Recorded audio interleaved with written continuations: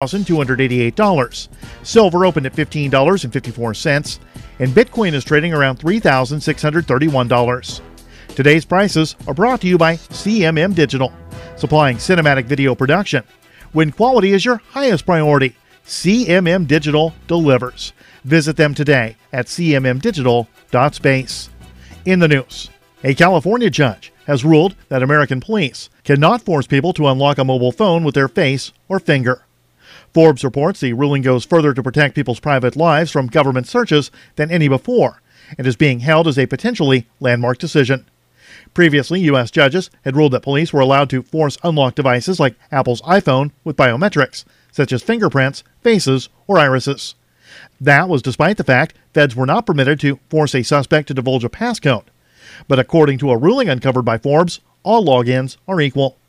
The order came from the U.S. District Court of the Northern District of California in the denial of a search warrant for an unspecified property in Oakland.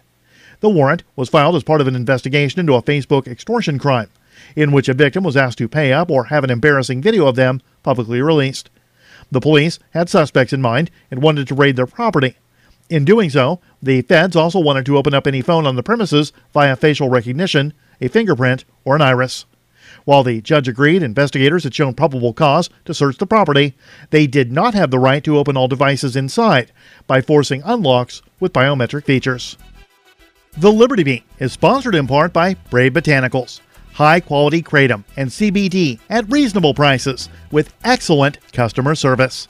Brave Botanicals is activist-owned and mission-driven, fighting for your right to consume plant-based medicine and natural remedies. Find out more at mybravebotanicals.com. And right now, a special deal for Liberty Beat listeners. Use promo code SNLS to receive 10% off your purchase. This is the Liberty Beat for Tuesday, January 15th, 2019. Find us online at snls.news. Your news now continues. House Republicans have submitted two pieces of legislation for the new session of Congress, with both bills aimed at crippling the powers of the federal government. One is a resubmission to audit the Federal Reserve to pave the way for abolishing it, while the other seeks to completely abolish the Internal Revenue Service. D.C. Dirty Laundry reports that H.R. 24, the Federal Reserve Transparency Act of 2019, was again submitted by Kentucky Representative Thomas Massey. The bill calls for a full audit of the Board of Governors of the Federal Reserve System and the Federal Reserve banks by the Comptroller General. Additionally, Georgia Representative Rob Woodall has introduced H.R. 25, a bill to abolish the IRS.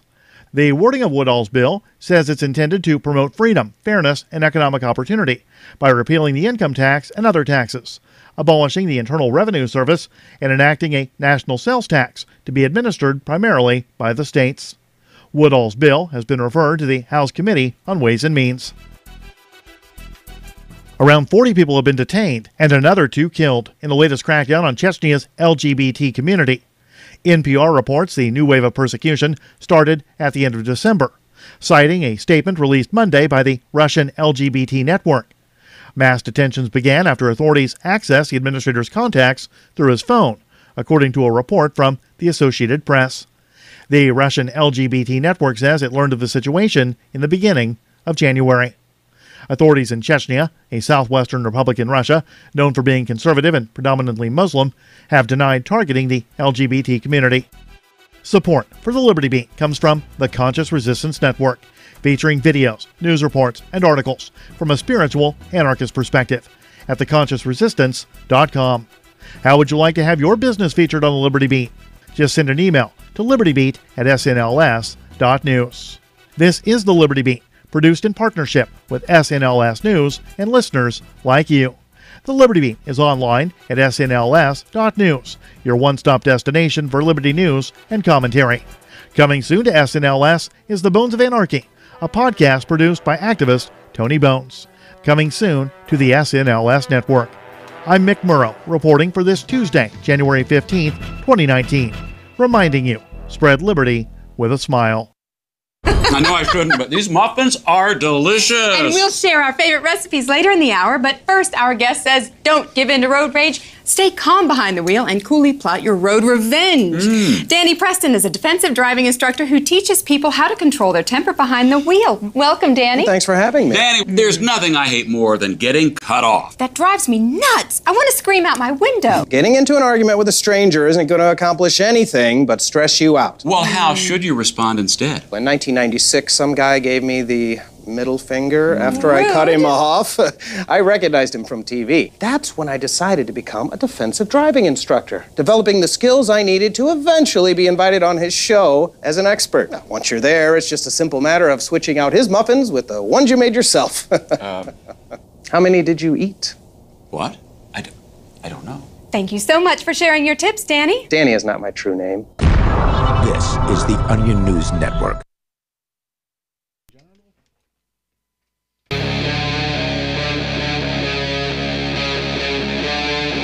Free Talk Live.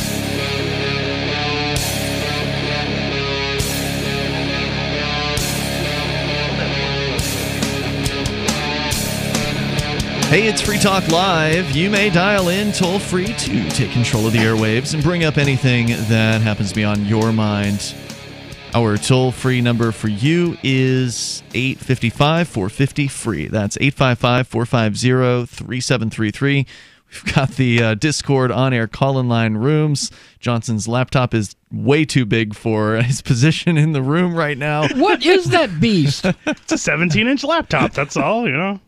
I don't know if you can... Mine's a 17-inch laptop, and it doesn't... No, it's not. That's not 17 inches. That's a 17-inch? Wow. Well, yes, it is. Something is really... No, I'm guessing yours doesn't have an NVIDIA graphics card in it. Mine does have an NVIDIA graphics card in it. Well, all right. You guys can fight it out later on. I'm guessing it's several years newer than mine then. It's a 950M. It's Ian, Michael, and Johnson here in the studio tonight, and you, as always, can take control of the airwaves. You can bring up anything that you want. Coming up is a crackdown on porn coming from the Trump administration. Johnson has that story. Maybe. We'll talk about it. And then also, let's see here. Jamie Dimon is back in the headlines. Now, Johnson, you looking quizzically? He's the guy who thinks Bitcoin's, you know, he was the one he called the crash. He was right? Well, I mean, he hates Bitcoin, and he's the CEO of J.P. Morgan Chase, one of the largest banks in the United States and probably in the world. Chase is a huge bank. But this guy and his economic opinions are pretty ridiculous. In fact, here's the story from CNBC. Jamie Dimon, the J.P. Morgan Chase CEO, who's been bullish on the U.S. economy, said the partial government shutdown could wipe out growth from the world's biggest economy. He says, quote, someone estimated that if it goes on for the whole quarter, it can reduce growth to zero. We just have to deal with that. It's more of a political issue than anything else, he told reporters on a media call to discuss fourth quarter results. So basically, this guy believes that without the U.S. government around, now, of course, we know it isn't entirely shut down. No, it's just a partial shutdown. A portion of the government has been a small portion. And even in that case, they're still demanding that 400,000 of their bureaucrats come to work and not get paid, which is a whole other issue, and we can talk about the TSA and all that here in a little bit.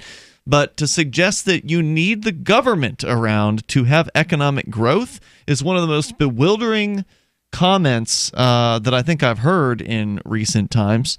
He's also the chairman of the Washington, D.C.-based Business Roundtable and said that, quote, while the underlying statistics for the economy globally are not bad, the bank will be prepared for an eventual downturn.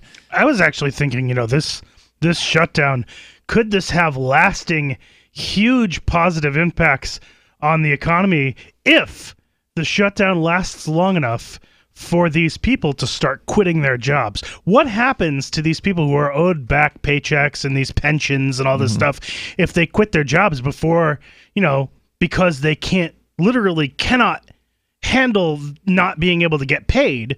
I'm sure there are going to be some people that are going to try and take out loans to, weather this shutdown so that they can have paid and then collect their back money and then pay back the loan once they get a paycheck again, once government, resumes operation. But what if government stays shut down long enough for some of these people to start quitting? Right. And then they lose pensions. They're never going to collect a pension because they didn't stay employed long enough to get their pensions.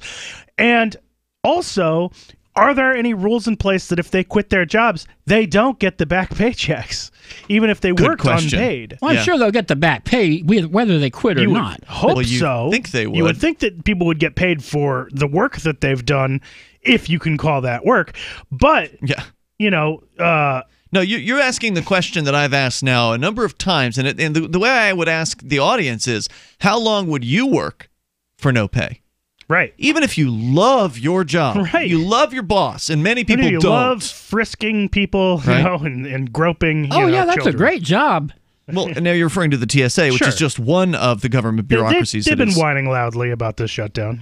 One of they're calling out. Right. They're calling out sick. In fact, I've got an update on the TSA tonight that the number, as you might expect, of no-show security screeners is soaring during the shutdown. So it started over a week ago with them calling out. Then last week is the week on Friday that they didn't get paid for the first time. So now many of them are expecting they're not going to get paid probably a second time, and how many paychecks are you willing to miss before you start doing what Johnson's saying here and looking for and actually accepting another job? Right. And then what does that do to the, what is the news that government workers could just all of a sudden not get paid? What does that do to the prospects of somebody who was looking for a job? How many people want to go because if these people quit, they're going to be hiring, but how many people are going to be banging down the door to take a job that they're not going to get their first paycheck from? Which is why I love what Trump's doing here. Yeah. I mean, if this is his intention... I don't think it's his intention. But you don't think so? You think he's just bumbling into this? I think he, perhaps the intention is the wall, which not such a noble intention. No, we're against that. This could just be accidental, But if it's intentional... I mean, it's not an accident at this point, though, right? Like, it might have been that going into this, maybe Trump didn't realize what the effects would be. But could he not know by now that the prison guards aren't getting paid? I mean, he could know and not care. His intention could still absolutely be, I'm going to get this wall. I'm not going to back down. Right. I'm not a loser. I'm not a loser. I'm going to win. It's going to be the greatest wall. But that's what I like about him in this instance, right? You'll ever see. I mean, I don't like Trump generally. I don't like any president. But in this instance, if he's willing to play political football with people's jobs. Yeah. I mean, it's one thing. Normally, when politicians especially considering what the government workers now make the majority of the federal government? Yeah, well, no, federal government workers are aren't there more people, or wasn't there a line that we crossed some time ago where government workers, I mean, I know it's not federal government workers, but that government workers in general who are more likely to probably have a kinship or feel kin with their federal counterparts, but that we have more government workers than we have private workers in this country now? I think it was including contractors. It was it included contractors. I remember so if you're including contractors, that number isn't necessarily where I'm just. It was like people. I think it was like households that have at least one government. It certainly seems to me to be enough people who are living off the government dole where this could affect him in the next election. Oh, I totally agree. I mean, he's definitely. Whereas maybe during the 2016 election, he might have gotten an endorsement from the police, unions or whatever. If the cops aren't getting paid, and they're not, at least the federal ones, FBI, the whole Department of Justice is not getting paid. But Michael, you had a story. I don't know if it was in your show prep, but you mentioned it to me before the show that apparently the White House staff is also not getting paid. No, they are not getting paid. The chefs have called out. Did you hear about the fast food dinner? That's yes, what he was I have that. I have that up for tonight. That's awesome. Yeah, so apparently he bought a bunch of football players McDonald's. The pictures from this are fantastic. Are they? I wish I could show you the pictures over the radio because they speak volumes. Yeah, you'll have to tell me about that. They didn't even bother to take the sauces out of the packets. Wait, you would think that they would maybe take the sauces and they have these silver serving bowls, but instead of having the sauces in them, they have the McDonald's sauce packets. Oh, wow. Yeah, like maybe they could put the These sterling sauces silver in the serving bowl and like have serving you like trays are stacked high with McDonald's Big Mac boxes. like take them out with a spoon or something. At least have some kind of class to it. But no, they're just straight up Just in the packets. That's awesome. Everything's in its paper containers. So the federal government judges are not going to help out these government bureaucrats. Story from the Daily Mail in the UK says federal judge has refused to make Trump pay the federal employees, some of whom are claiming they're slaves during the so-called shutdown. Federal judge decided today. Can I claim that about every time I have to file taxes and they don't do it for me? You are a slave in that case. Yeah, because you're not being compensated for it. Doesn't work for me either. Let's continue here. We got story is that the judge refused to force the Trump administration to release 780,000 unpaid federal workers from employment limbo. The judge, Richard Leon, denied petitions from 2 government employees' unions and their members for a temporary restraining order that would have ended the practice of making workers perform their duties without salaries and requiring others to stay home without earning money at other jobs. The toll-free number here is 855-450-FREE, 855-450-3733. You can join us. This is Free Talk Live. You want to know the 37 items you must have to survive a crisis? Then I've got some good news for you. Former CIA officer and New York Times best-selling author Jason Hansen is now giving listeners a free copy of his book, The Escape Bag Blueprint, 37 Items You Must Have to Survive a Crisis. You can claim your copy at freeescapebook.com. Don't delay. Jason reveals the guns, knives, flashlights, and water filters that could save your life in an economic collapse or grid-down event. Get your free book today, freeescapebook.com. freeescapebook.com. Bitcoin.com is delighted to announce their latest partnership with the gift card specialists at eGifter. With many of the world's leading brands on their roster, it is now easier than ever to get the gift cards of your favorite brands with Bitcoin Cash. To get started, just follow these simple steps. Visit giftcards.bitcoin.com, pick the gift card you want, follow the instructions on your screen, and make your payment using your Bitcoin Cash wallet.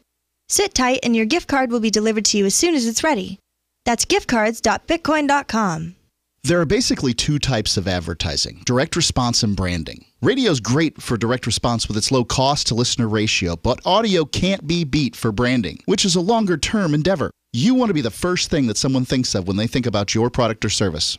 If you have a local business that you want kept top of mind in your community, call the station. If you need national reach, Free Talk Live's got around 200 radio stations, millions of monthly listening sessions, can suit all budgets, and if we don't think we're right for you, we'll tell you. Email me, mark@freetalklive.com. Smart Cash is a peer-to-peer digital currency that is fast, secure, and easy to use. Smart Cash is building a foundation that can support daily transactions for people everywhere. One feature that sets Smart Cash apart is the Smart Hive governance model and how the community can vote to fund the best projects with block rewards stored in the Smart Hive project treasury. Unlike other cryptocurrencies with voting systems, Smart Cash allows everyone to participate. One smart equals one vote. Learn more at smartcash.cc. Is spreading the message of liberty, cryptocurrency, and peace around the globe worth $2 per month to you? As you may already know, in addition to our internet feed, LRN.FM broadcasts on free-to-air satellite across North and Central America, as well as Sub-Saharan Africa. And we've been available on satellite for free 24/7 since 2010.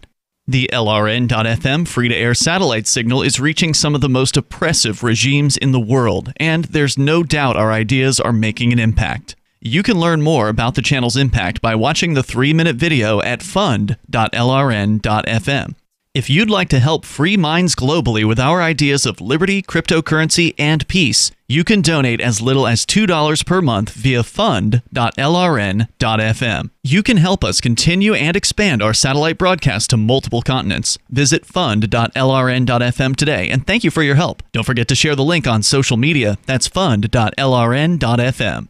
Did you know we've taken our LRN.FM telephone listen line to a new level with the LRN.FM audio on demand line? Now you can call 712-770-8447 anytime and listen to LRN.FM's live feed. And you can listen to a bunch of our original shows on demand. Long distance fees may apply. Just dial 712-770-8447 and choose from the menu. 712-770-8447. Cell 411 is a free app for Android and iOS that replaces government-controlled 911. Cell 411 allows you to preset a group of friends or private organizations to show up at any emergency. Cell 411 is a nightmare for the state because it proves their so-called services aren't needed. Cell 411 has had thousands of installs, and of course it's covered by the BIPCOT no government license. Cell 411 because your friends won't shoot you when you're in trouble. Without the government, who would build the emergency services? You and Cell 411. Get it today at getcell411.com. Join the LRN.FM Discord for live chat 24/7 at discord.lrn.fm. That's discord.lrn.fm.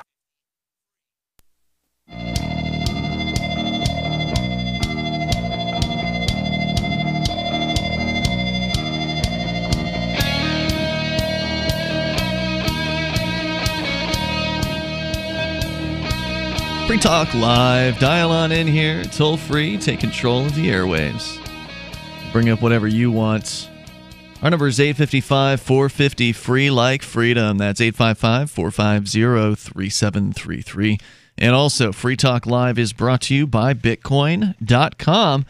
Great site to go to get started in the world of cryptocurrency. You've heard a lot about Bitcoin.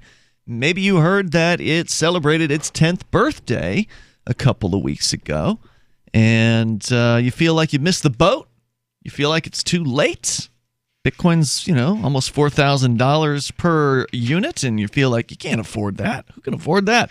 Well, the good news is you don't have to buy one Bitcoin. You can buy a fraction of a Bitcoin, and you need to learn the basics about Bitcoin. Don't just rely on news media and people like Jamie Dimon to inform you on what Bitcoin's all about. Go to Bitcoin.com, take their Bitcoin Academy.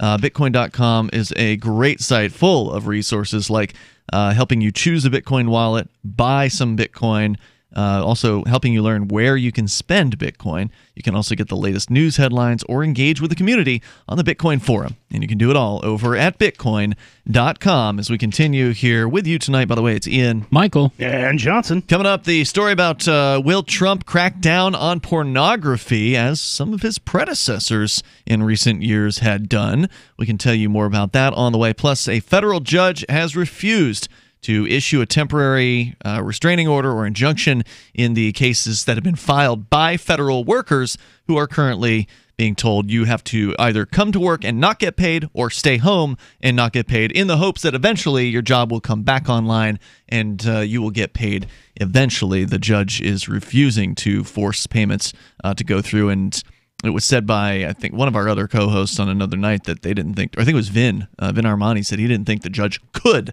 force the government to do it because he can't force a budget through. Yeah, this is not a judicial thing. It's between the executive and legislative. But the government unions are definitely going to try every potential They're going to try everything direction they can. So let's go to the phones to your calls and thoughts. We got Jay. He's calling from Arizona. Hello, Jay. You're on Free Talk Live.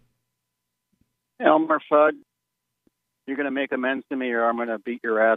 Oh, we don't let threats go out on the air, so we're just going to say bye-bye. Toll-free number here is 855-450-FREE. That's 855-450-3733. And that's all, folks, for that call. Good night. Yep, didn't even make it on the air.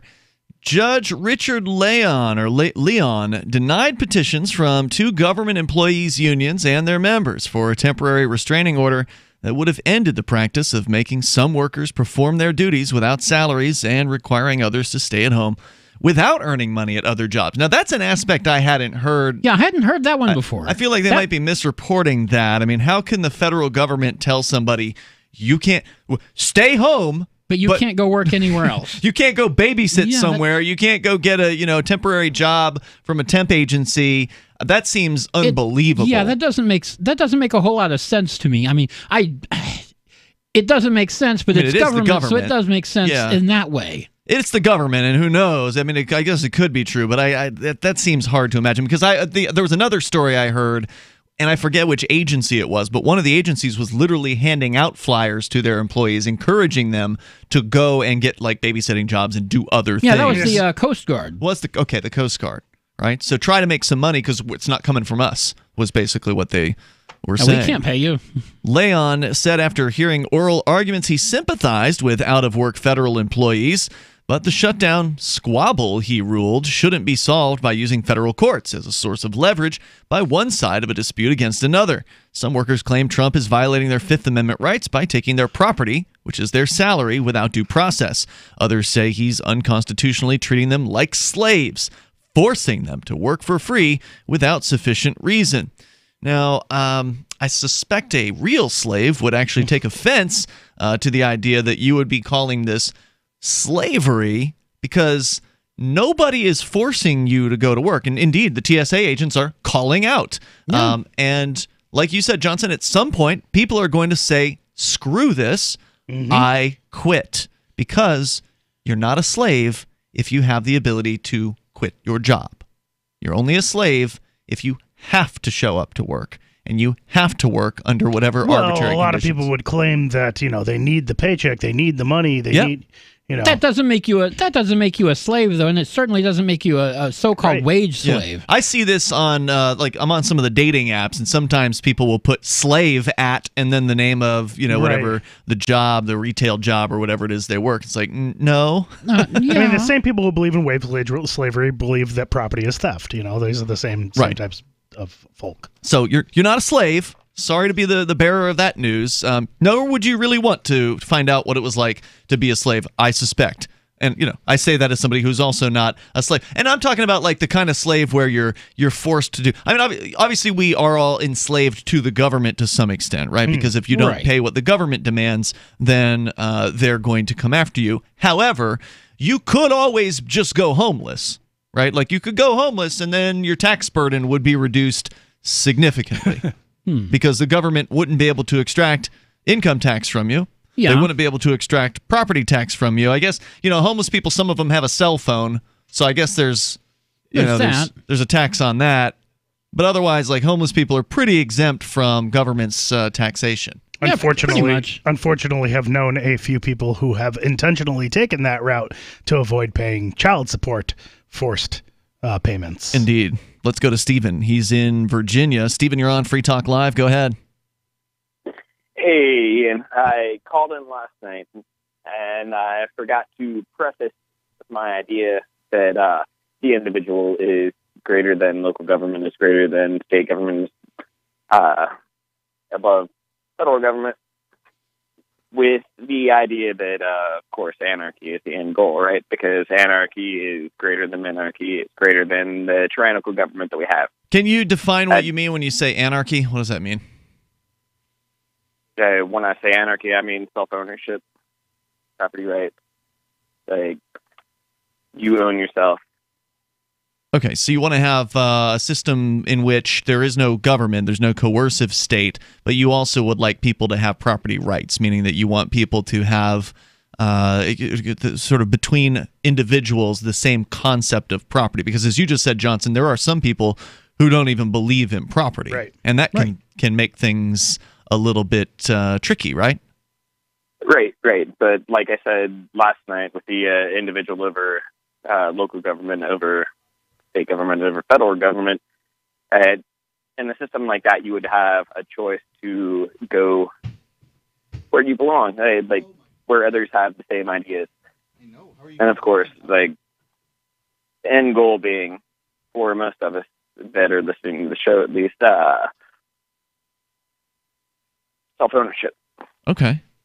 So were you just calling to clarify that, or did you have something else to say?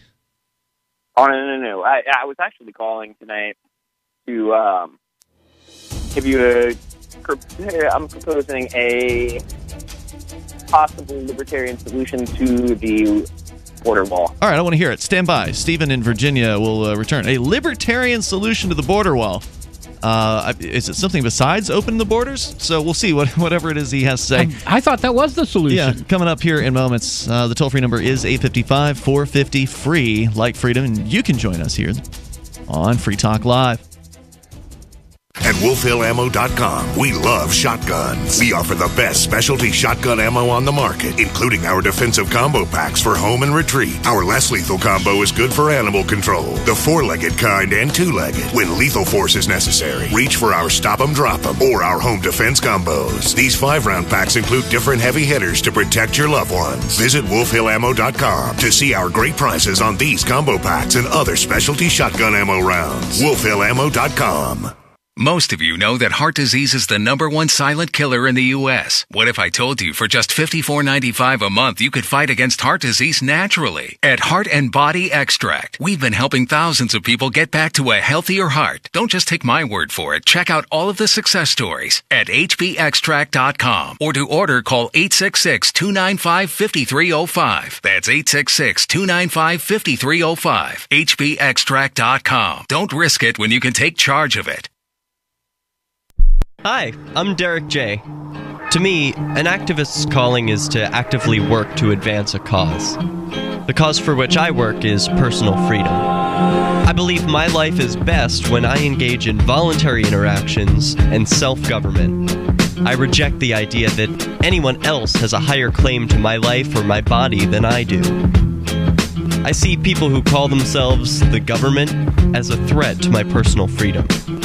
I realize you may feel differently, but my relationship with the people who call themselves the government is completely involuntary. If Starbucks used some of its money to drop bombs, I wouldn't shop there. So why would I support the American empire? The empire does not require my consent. Derek J's Victimless Crime Spree. Watch it for free and order the Director's Cut DVD at victimlesscrimespree.com. That's victimlesscrimespree.com. We've all heard about blockchain assets like Dogecoin, Ether, and Ripple. Bitcoin isn't the only player in the blockchain game any longer. And for those of us wondering how to get our hands on these digital assets, finally, there's a solution. Shapeshift.io allows you to buy and sell between your digital assets and Bitcoin instantly between your own digital wallets. I've used it with ease. Shapeshift.io. There's no account or email address needed. You send them the crypto you want to sell. They send back the crypto you want to buy. It's that easy. Shapeshift.io. If you want to know the latest about Free Talk Live before we go on the air, all you need to decide is how you want it delivered. It's your choice. Visit news.freetalklive.com. You can get emailed announcements and participate in contests via our email updates list. Plus, we have a Twitter account that you can follow and a Facebook page where you can become a fan. So visit news.freetalklive.com to get news about Free Talk Live as soon as it's announced and the way you want it delivered at news.freetalklive.com. That's news.freetalklive.com. On Free Talk Live, we're bringing people to the ideas of liberty every day. From wrestling superstars like Glenn Jacobs. You guys really are having an impact, I believe. Like I said, a lot of where I am now is due to listening to Free Talk Live. You changed my mind on some very important issues years ago. To random people tuning in on the radio. I was kind of stuck in the left-right paradigm. I heard your show by chance on a Saturday night. From there, I went on, joined the Free State Project, and become an amplifier. So, I mean, that's really the reason why I amp is because I know that if it wasn't for you guys being on as many stations as you are, I never would have found the ideas of liberty. Your amp will directly change more lives by getting Free Talk Live in front of people looking for talk radio online and on the air. When you amp Free Talk Live, you get perks like access to the AMP-only Facebook group and AMP podcast. Visit amp.freetalklive.com.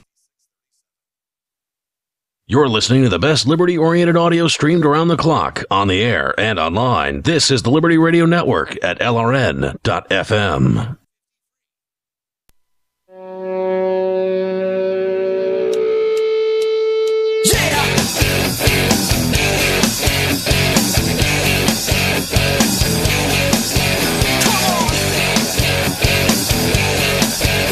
It's Free Talk Live, and you dial toll-free if you want to join us here. Our toll-free number is 855-450-FREE. That's 855-450-3733. We've also got the Discord on-air call-in line rooms over at discord.lrn.fm. And Free Talk Live is brought to you by Smart Cash. It is a peer-to-peer digital currency. It's fast, secure, and easy to use. But of course, you can say that about pretty much all the cryptocurrencies out there, at least most of them. But what is it that makes smart cash different from the rest of them? That's really the key question here. And smart cash has some pretty unique features that I'm pretty excited about because, we've been involved in some of these cryptocurrencies that have governance structures, but some of them require a significant holding of the crypto in question in order to be able to participate in making a proposal or voting on those proposals. And sometimes it can cost thousands of dollars, to make a proposal in one of these other systems. With Smart Cash, it is very affordable to make a proposal, but further, to vote on those proposals, one smart equals one vote. So anybody who's got Smart Cash, right now it costs less than 2 cents to get one smart. So that's pretty easy to acquire. There's not really a barrier to entry besides the time it would take you to purchase the smart on an exchange, for instance.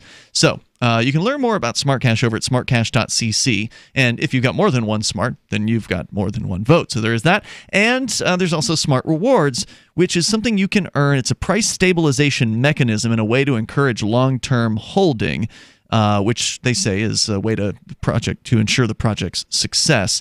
And so the way you get the smart rewards is you have to hold at least 1,000 smart, so less than $20 worth of it right now. Not hard to get that. You hold on to that on an address, a wallet for which you hold the keys. So not an exchange, which you don't want to hold them on an exchange anyway. We heard about an exchange today getting hacked. Yep. The Cryptopia exchange lost a bunch of Ethereum tokens, as I understand it. So you got to look out for that. Don't keep your stuff on an exchange.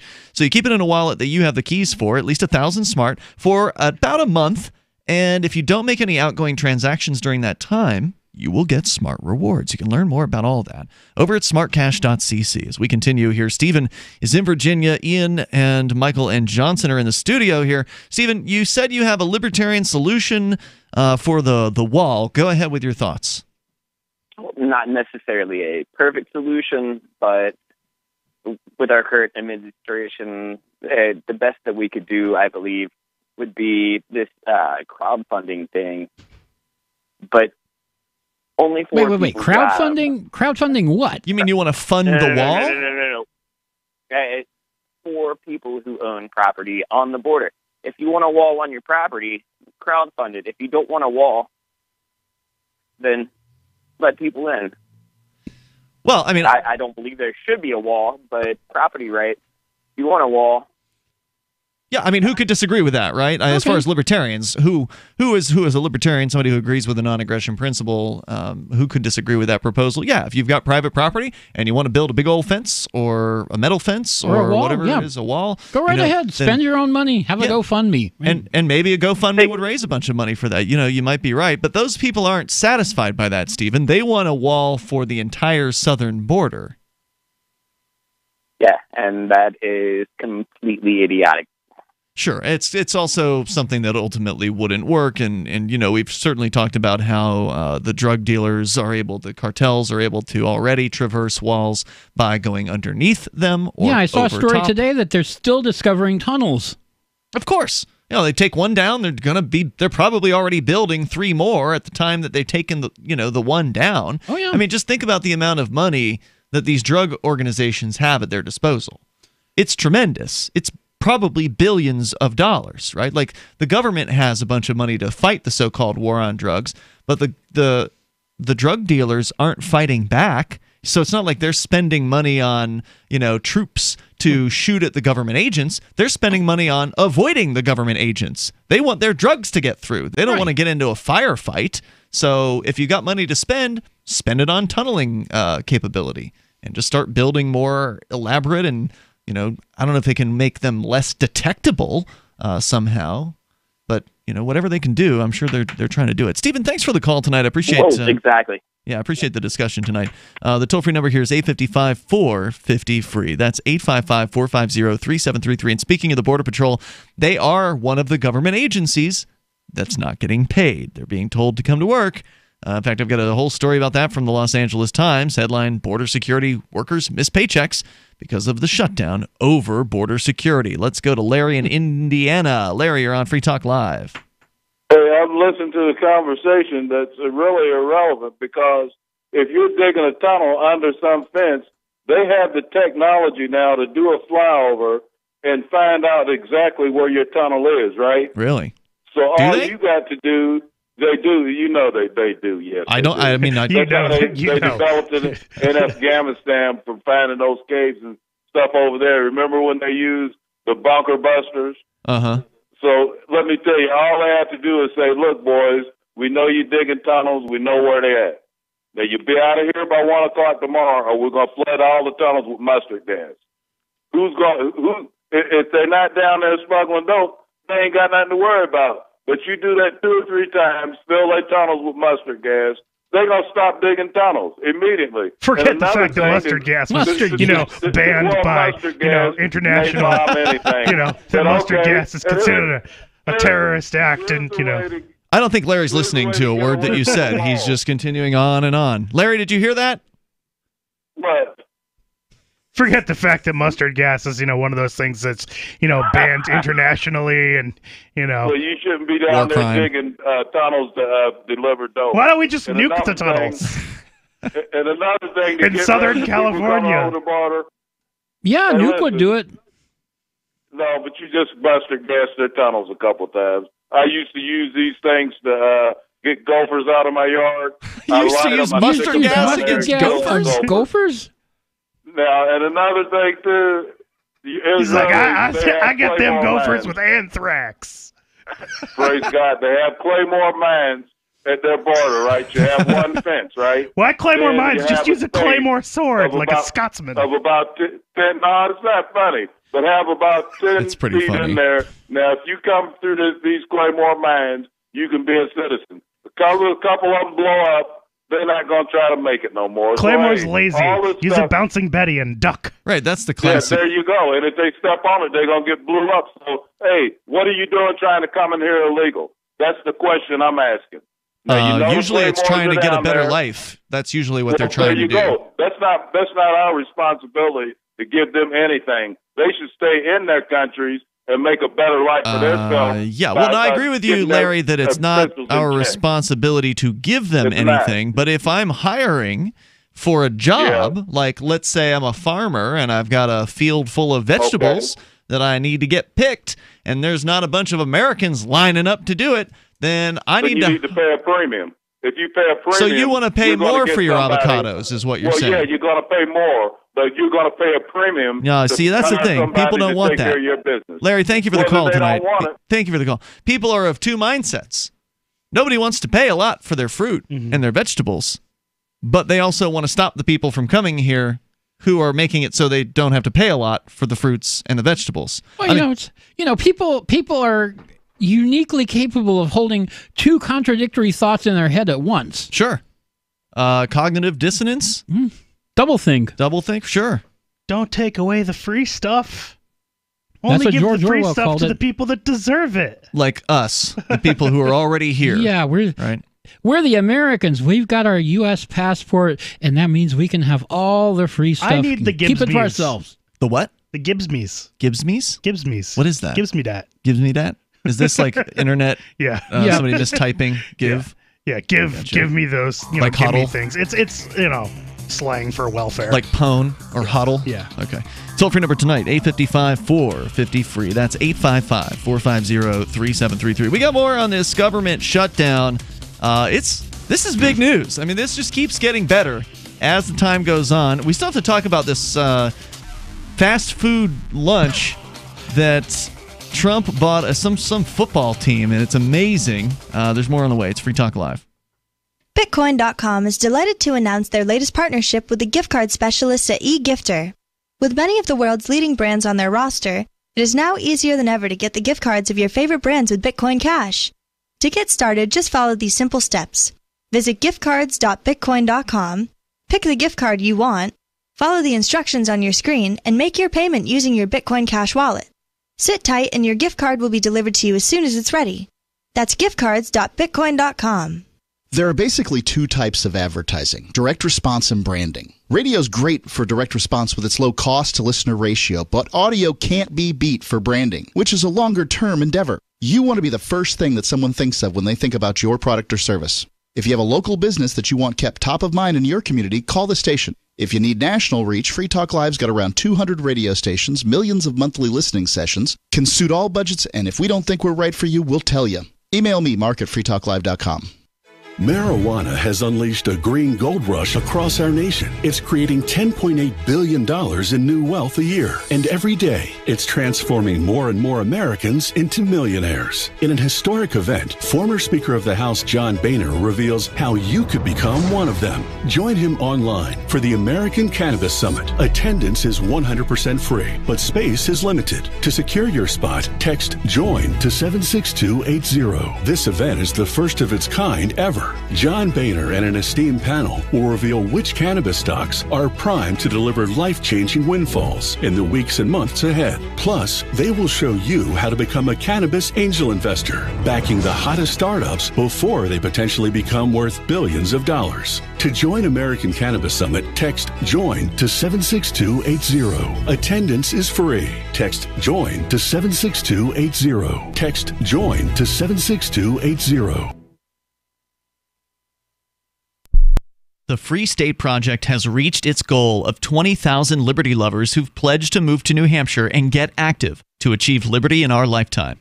Perhaps you're trying to figure out what part of New Hampshire should be your destination. If so, consider Keene. You'll find more than 150 reasons to move to Keene at move.freekeene.com. Keene is famous for its historic, publicity-generating activism, as well as being the liberty media capital of the world. It's home to freekeene.com, New Hampshire's destination for liberty activism, news, and opinion. For years, we've been compiling over 150 reasons to move to Keene at move.freekeene.com, where you'll learn about some of what's happening here and what makes Keene a great place to live. If you love liberty, you'll probably enjoy anywhere you end up in the Shire. But do your due diligence first. Please visit move.freekeene.com for the full list of over 150 reasons to move to Keene. That's move.freekeene.com. Some of you asked, and now we've delivered. LRN.FM's live Keene, New Hampshire studio shows are now streamed in HD on Twitch. Visit our channel at twitch.lrn.fm and give it a follow. If you have Amazon Prime, you get one free subscription on Twitch. If you use it on our channel, Twitch will give LRN.FM a monthly piece of your Prime subscription cost. So please watch, follow, share, and subscribe to twitch.lrn.fm. That's twitch.lrn.fm. When you hear the word lobbyist, you probably think about greedy corporations, but not all lobbyists are the same. Some are fighting for the freedoms you hold dear. Liberty Lobby LLC is doing just that in New Hampshire, working hard to represent you, not some special interest group. You can help by going to libertylobby.info, where your contribution will give us the tools we need to ensure that your voice is heard. Visit libertylobby.info today to find out more. Do you love Twitter? Make sure you favorite the LRN.FM Twitter account so you can receive our tweets at twitter.lrn.fm. That's twitter.lrn.fm.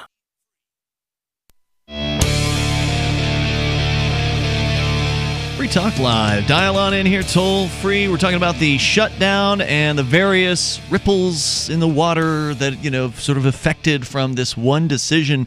Johnson suggested earlier that Trump didn't realize the ramifications of the shutdown as he got into it. But if he's not figured it out by now, he's pretty dense, because there's a lot of angry federal government bureaucrats, some of whom are claiming they're slaves because they say they're being forced to come to work. Well, I can imagine this being a typical classic Trump move for him to say, to keep the government shut down long enough that enough people quit and the pensions he could, where, and I don't know if this is even possible, but where he says, okay, we can reopen government now. We've saved enough money that I don't need the money from the Democrats anymore. Enough government employees have quit that we've saved so much money that we now have enough money to build the wall. Well, that's one way to do it. It's a good question is, what will this look like when these numbers, it's going to start dropping off. If he keeps this thing going, people are going to quit. Right. It's just a question of how many of them and how fast, and then how quickly can they replace them? Because how many people want to walk up to a job where they know they're not going to get paid for the immediate future? And the big question mark of, yeah, we're going to pay you. Right. And they can't process new hires anyway. Really? I did read this in several articles over the last few weeks. Is that department shutdown is not essential? Because they can't train new hires. So they couldn't even possibly replace them. That is amazing. Exactly. Wow, I had no idea. Like, this just keeps... The more I learn about it, the better the ramifications of this are. So let's continue. It's wild. There's more here to the story. Because, again, the judge that is hearing... There's been multiple cases filed on this within the last week or so. And we reported on some of those. They claim some of the workers say they're violating their Fifth Amendment's being violated by taking their property without due process. Other people in these suits are saying that Trump is unconstitutionally treating them like slaves, bringing up the, was it 14th Amendment? 14th Amendment, 13th. Was it the 13th? The National Treasury Employees Union and National Air Traffic Controllers Association say forcing government employees to work without pay violates the U.S. Constitution and the Fair Labor Standards Act. But those things don't apply to governments necessarily. I mean, at least a lot of these rules that apply to industry, the government's exempt from those. Exactly. Now, I'm not saying for sure I know that the government's exempt in these cases, but are you going to get the government to prosecute itself? No, of course not. So in this case, this judge is not even willing to, issue a temporary injunction on these. The suit from the air traffic controllers contends the government employees' salaries are their property, and depriving them of that compensation without a sufficient reason runs counter to the Fifth Amendment's guarantee that no one can be, quote, deprived of life, liberty, or property without due process of law, unquote. Now, as we speculated the other day, wouldn't it make sense that in the contract that you have with the government as an employee-employer arrangement, that somewhere in there, given that these have happened before, that the government probably has some kind of text that says, in the event that we can't come to an agreement on a budget, you will have to go without pay until we can get it back. Oh, yeah, that's pretty standard. You know, what I think is really funny about air traffic controllers in particular is... in Canada, they actually privatized air traffic control about 25 years ago. And it's called NAV Canada now. It's a private, not-for-profit. And what they have been doing these last few days is the air traffic controllers in Canada have been buying pizzas and having them delivered to air traffic controllers in the U.S. Why? As a statement of solidarity, whatever that means. Or just to be nice, because Canadians are nice people. They are nice folks up there, at least in my experience. Hey, sorry about your job there. How you like the pie? I don't know. They call it pie in Canada? But they've had so much resistance to privatizing air traffic control in the U.S. It's just they've tried to do it, and nobody... This is the time. Now is the time. Now is the time to bring that back. Now's the time for airports to say, you know what? We don't need the TSA. Let's hire our own private security back, like the old days. And why not go ahead and just, disconnect the air traffic control department from the federal government and go ahead and pay them through the airport. Let's privatize that too. Let's hope that the TNTSA finally becomes the temporary. Stands for temporary. Temporary Security Administration. I hope it goes away. We don't need it. I mean, it's like, how long has it been since 9/11, and how much terrorism have they? Oh, that's right. The funny thing about that is they catch nothing. They actually do have that option. There are a couple of airports in the U.S. that do have private security instead of TSA. And they went back to. They had TSA, got rid of TSA, and went back to it. And now that the FAA is shut down, can we have like a private airline start up just for a little while? Is the FAA shut down too? Open Kerry Air. Was FAA included? I think in so. list? The FAA is down as well. It's federal agency. Yeah, they're not doing much essential. There's several agencies that are affected, but not all of them are affected. Then there's a list out there if you wanted to pull up and see who it is. By the way, our co-host Mark Edge is hitting the road tomorrow, going to an airport.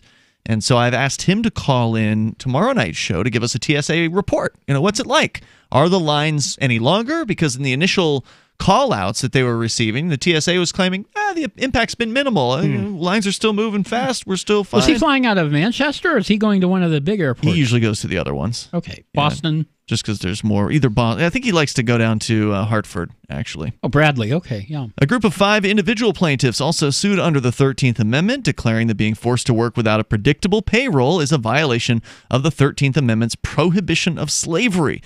Not if it's in your contract.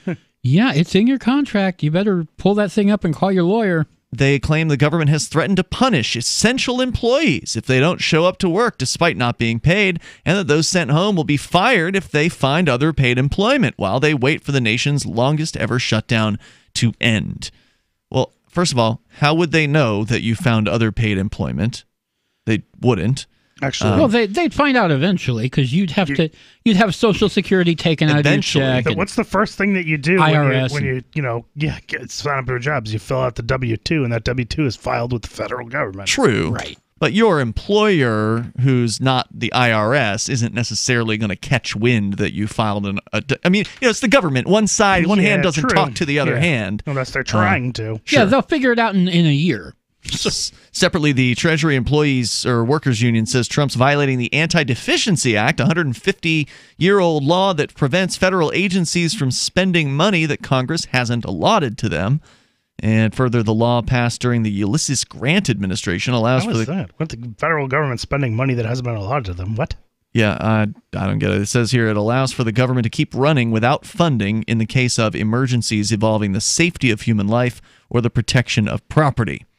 So I guess they're saying that this doesn't qualify under that. Congress added new language to it in 1990, saying the definition did not include, quote, ongoing regular functions of government. So they're saying the government is violating this Anti-Deficiency Act by not paying because it's not an emergency. What's the emergency? Libertarians cleaning up parks? That was another thing. That's an emergency. They got to get in there real quick to kick them out. That's so we talked about this briefly, I think, on last night's show, and I didn't know at the time they actually did get video of that. Yeah, okay. Have you seen the video? No, not directly, but I follow some people that were heavily posting about it on Facebook. Yeah. So they were trying to pick up a couple different parks, and park rangers basically said, "You can't do that. You're not allowed to be here." Right. That's happened at multiple parks. It's ridiculous. Mm-hmm. The union says the White House is illegally lumping. You're making us look irrelevant. Stop that. It's legally lumping ordinary government tasks like processing tax returns in with vital functions like military defense in order to avoid a public backlash. Judge Leon, who was a George W. Bush appointee, consolidated all of the cases and heard oral arguments Tuesday in Washington. The National Treasury Employees Union represents more than 150,000 federal workers in 33 separate agencies, and the National Air Traffic Controllers Association has 15,000 members and is affiliated with the AFL-CIO. Treasury Union President Tony Reardon said in a press release that, quote, if employees are working, they must be paid, and if there's not money to pay them, then they should not be working. Well, I agree. Yeah. Go home. Go home. Please. Quit. Go Now, find honest work. There are some sticky questions, and I think one of the stickiest is, what about the federal prisons? Because if those guys go home, those guys behind the bars are going to starve. Yeah, that's so true. That's, to me, one of the toughest questions out there to answer. Now, most of those people behind bars should be let go because they're, nonviolent, peaceful drug offenders. People like Ross Ulbricht, for instance. Go ahead and pardon those folks. And I doubt the president's going to sit down and pardon a bunch of nonviolent drug offenders to lessen the burdens on the Bureau of Prisons because, again, at some point, these guys are going to miss another paycheck. Now, I think it's every other week, so this week they weren't going to get paid this Friday. But the next Friday, they're going to miss paycheck number 2. They'll be, several weeks behind at that point. And many of these workers don't have the savings to live off of. And they are going to be stuck very, very soon. And already many of them are, and they're calling out of work. So how long would you keep working for if you weren't getting paid? We got more coming up on a potential porn ban next. We trust the power of artificial intelligence to do a lot for us. Recommend books, movies, find our perfect romantic match, even drive our cars. So why trust your investments to yesterday's technology? With VantagePoint, you don't have to. VantagePoint's patented artificial intelligence technology has been giving traders and investors the advantage they need and better protect them from sudden downturns. Because unlike humans, VantagePoint is able to analyze massive quantities of data all around the world in seconds, so you get the information you need to make the right decision at the right time. Our technology can forecast market trend changes with up to 86% accuracy. Wouldn't you sleep better knowing your hard-earned capital is protected and growing thanks to VantagePoint? Stack the odds in your favor. Text DEMO to 411-411. That's DEMO to 411-411. We'll send you a link to our free demo so you can kick off the new year in the black with VantagePoint software. Text DEMO to 411-411. Are you a cryptocurrency advocate? The Crypto Tip is the ideal outreach tool to help new people discover cryptocurrency. It's a printable business card-sized tip that you can give to service providers, preferably in addition to a good cash tip. When the server scans the QR code, it'll bring up an explanation of cryptocurrency, how to install a wallet, and allow them to claim the tip. If they don't claim the crypto, you get your tip refunded to you after a time period you specify. Plus, if they do claim the tip, you get an email alert. Create as many tips as you want at cryptotip.org. That's cryptotip.org. So you've heard all 3 hours of the latest episode of Free Talk Live, and you're still hungry for liberty-oriented audio content? Did you know that we have another 24/7 audio stream at LRN.FM? The Liberty Radio Network airs the latest episodes of some of the best liberty-oriented podcasts on the internet around the clock. In addition to recorded content, you'll also hear live shows like Free Talk Live, originating from our Keene, New Hampshire studio. So listen anytime at LRN.FM. That's LRN.FM. You're listening to the live edition of Free Talk Live. Hour number 2 is next, after the news, here on the Liberty Radio Network at LRN.FM.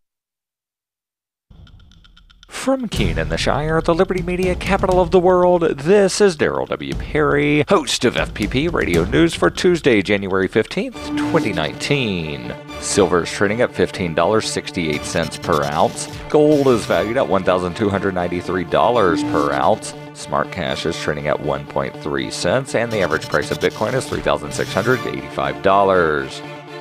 Antiwar.com reports just one day after the U.S. State Department began calling for Venezuelan opposition leader Juan Guaido to seize power, Guaido was arrested by the Bolivarian National Intelligence Service. He was reportedly released later in the day. President Nicolas Maduro was recently elected to a second term in office. The U.S., however, says they will never recognize those results and has said Guaido's proposal to name himself interim president would be the way to restore democracy after the low turnout in Maduro's re-election. Over the last few days, Guaido has urged the public into the streets to endorse his takeover and also encouraged the Venezuelan military to support the idea. Maduro is accusing him of sowing discontent. Communications Minister Jorge Rodriguez said the arrest of Guaido was arbitrary and had never been ordered by the government. At the same time, Iris Varela, the minister who oversees Venezuela's prisons, said Guaido should name his cabinet quickly so she knows who is going to prison with him. The Trump administration has long been keen on regime change in Venezuela, and President Trump has spoken favorably of the idea of a military coup in the country. This public position has allowed Maduro to paint his opposition as part of a U.S.-backed effort at installing a puppet.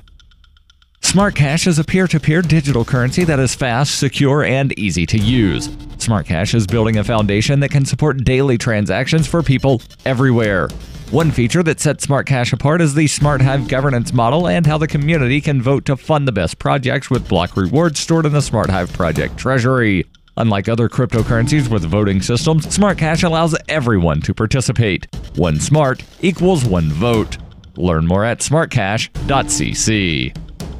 UPI reports the U.S. Supreme Court declined on Monday to hear a case challenging President Donald Trump's appointment of acting Attorney General Matt Whitaker. Trump appointed Whitaker, who was Chief of Staff to former Attorney General Jeff Sessions, in November. In making the appointment, Trump passed over Deputy Attorney General Rod Rosenstein. Opponents of the move argued Whitaker was unqualified for the position and not confirmed by the Senate. The challenge argues that Rosenstein automatically should have become Attorney General when Sessions stepped down, and that Whitaker's appointment violated the Appointments Clause of the Constitution. It also contended that Rosenstein's name and not that of Whitaker should be listed on the case. The refusal of the court to rule indicates there will be no future court challenge of any of his rulings as acting Attorney General. Attorneys argued that if the court declines to resolve this question immediately and instead determines several months in the future that Mr. Whitaker's appointment was always invalid, then unwinding all of those personal orders would be a fraught and disruptive exercise that could embroil the federal courts in innumerable collateral disputes. courts. A similar case is pending in Maryland federal court. On Monday, the High Court also declined to hear the challenge to the board powers of the Consumer Financial Protection Bureau. It argues the agency violated the constitutional separation of powers. Justices also refused to hear a case involving Montana's campaign finance laws, which was brought by a man who said the state's contribution limits, among the lowest in the United States, are unconstitutional under the First Amendment.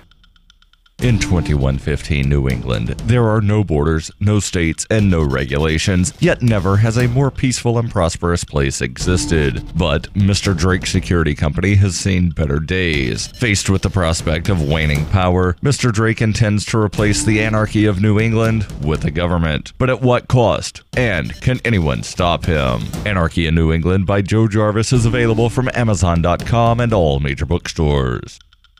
Reuters reports, according to a lawsuit filed on Monday by porn actress Stormy Daniels, Ohio police were politically motivated when they arrested her at a strip club last year. Daniels is the porn star who was described as having an affair with President Donald Trump. The Columbus Vice Unit officers who arrested Daniels on July 12, 2018 were registered Republicans, as is the president, according to Daniels, whose real name is Stephanie Clifford. The lawsuit was filed in federal court in Ohio. The legal action against the officers could bring to light further details about the circumstances of Daniels' arrest, which made headlines at the time. Columbus police had accused Daniels of committing a misdemeanor sex offense while performing at the club Sirens by touching 3 customers who were undercover Vice detectives. The charges were dropped hours later. Daniels had committed no crime because she did not perform regularly at the club, which was required under the law. This has been FPP Radio News. Online at fppradio.com. Hollywood's biggest stars are rallying for a good cause this week with the Save Our Children campaign. Celebs like Jessica Simpson, Brad Pitt, and Gwyneth Paltrow headlined a charity event to help their suffering kids who desperately need a chance to live a normal life. Angelina Jolie talked to Starfix about the charity, saying, quote, "You don't have to be a mother to want to help my children, many of whom are not getting a proper education. If you look at the numbers, 1 in 5 of my children will struggle with drug problems." Joining us now is a representative from the charity, Julie Harrison. Julie, it was such a great cause. Absolutely. We're talking about children who don't have any positive role models. They're born into a life they didn't ask for, and if the state's not going to step up and help these kids, it's time someone did something. Here's a quote from Victoria Beckham, and I found this powerful. "It breaks my heart to think about these kids living somewhere in my house with no hope for a happy future. Who knows if they even have food to eat?" Julie, according to your group's website, a staggering number of STARS children are being exploited growing up without parents. Right. This is the Onion News Network.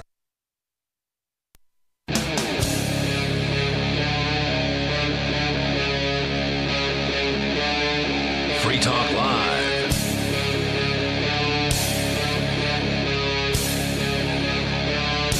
It's Free Talk Live. You can dial toll free and take control of the airwaves here. Coming up, the potential attack on porn under the Trump administration. Johnson's got that story on the way, and it is Ian here with you tonight. Michael. And Johnson. We're going to go to your phone calls first. Sarah is on the line in New Mexico. Sarah, you're on Free Talk Live. Go ahead. Did you know that New Mexico is also number 1 worst place to raise a family?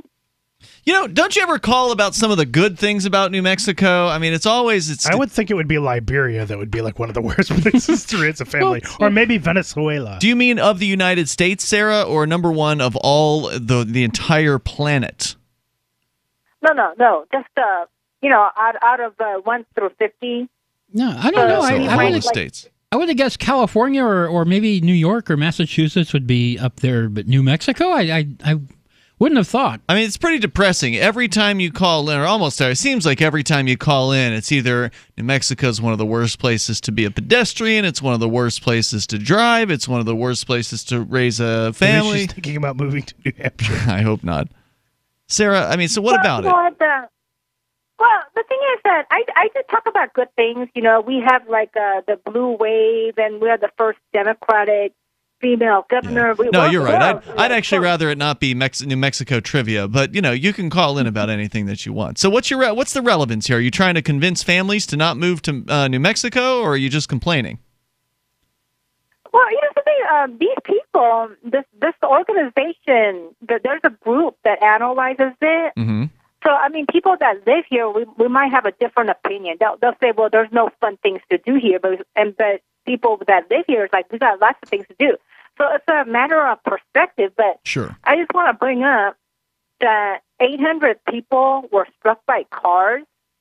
And, I mean, I wonder how many children going to school were hit by cars. Maybe a quarter of that, maybe 200 in our state. But can't parents teach their kids to look both ways before they go across the street? I just don't understand why, unless... I learned that. Yeah. I mean, look, I learned that at a very young age. You look both ways twice before you cross the street, because you might have missed something the first time. You look a second time just to make sure that you didn't miss something the first time, somebody careening around a corner that you didn't see or whatever.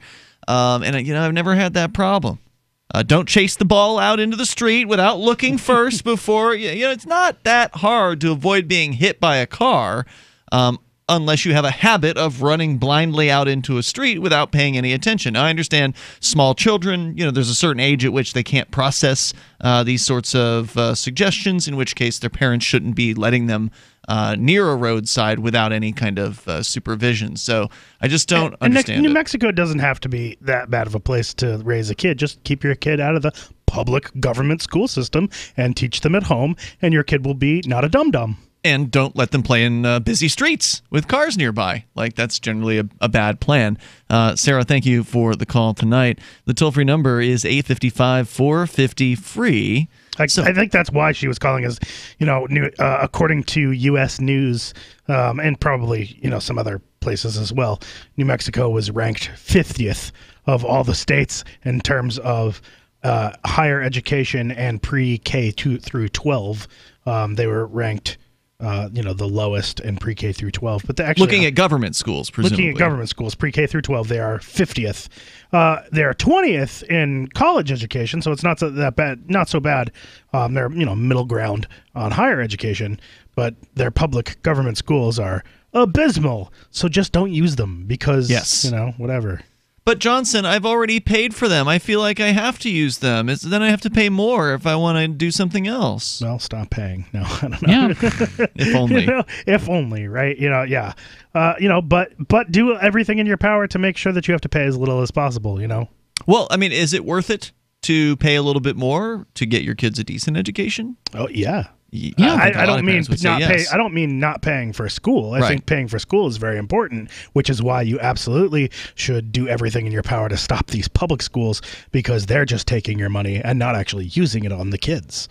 Unfortunately, you really can't stop them. And There's in this nothing day you and can age, do. it's entirely unnecessary to do so, because there are so many ways to learn without these indoctrination factories. Yeah, you don't need a public school anymore. You probably never did.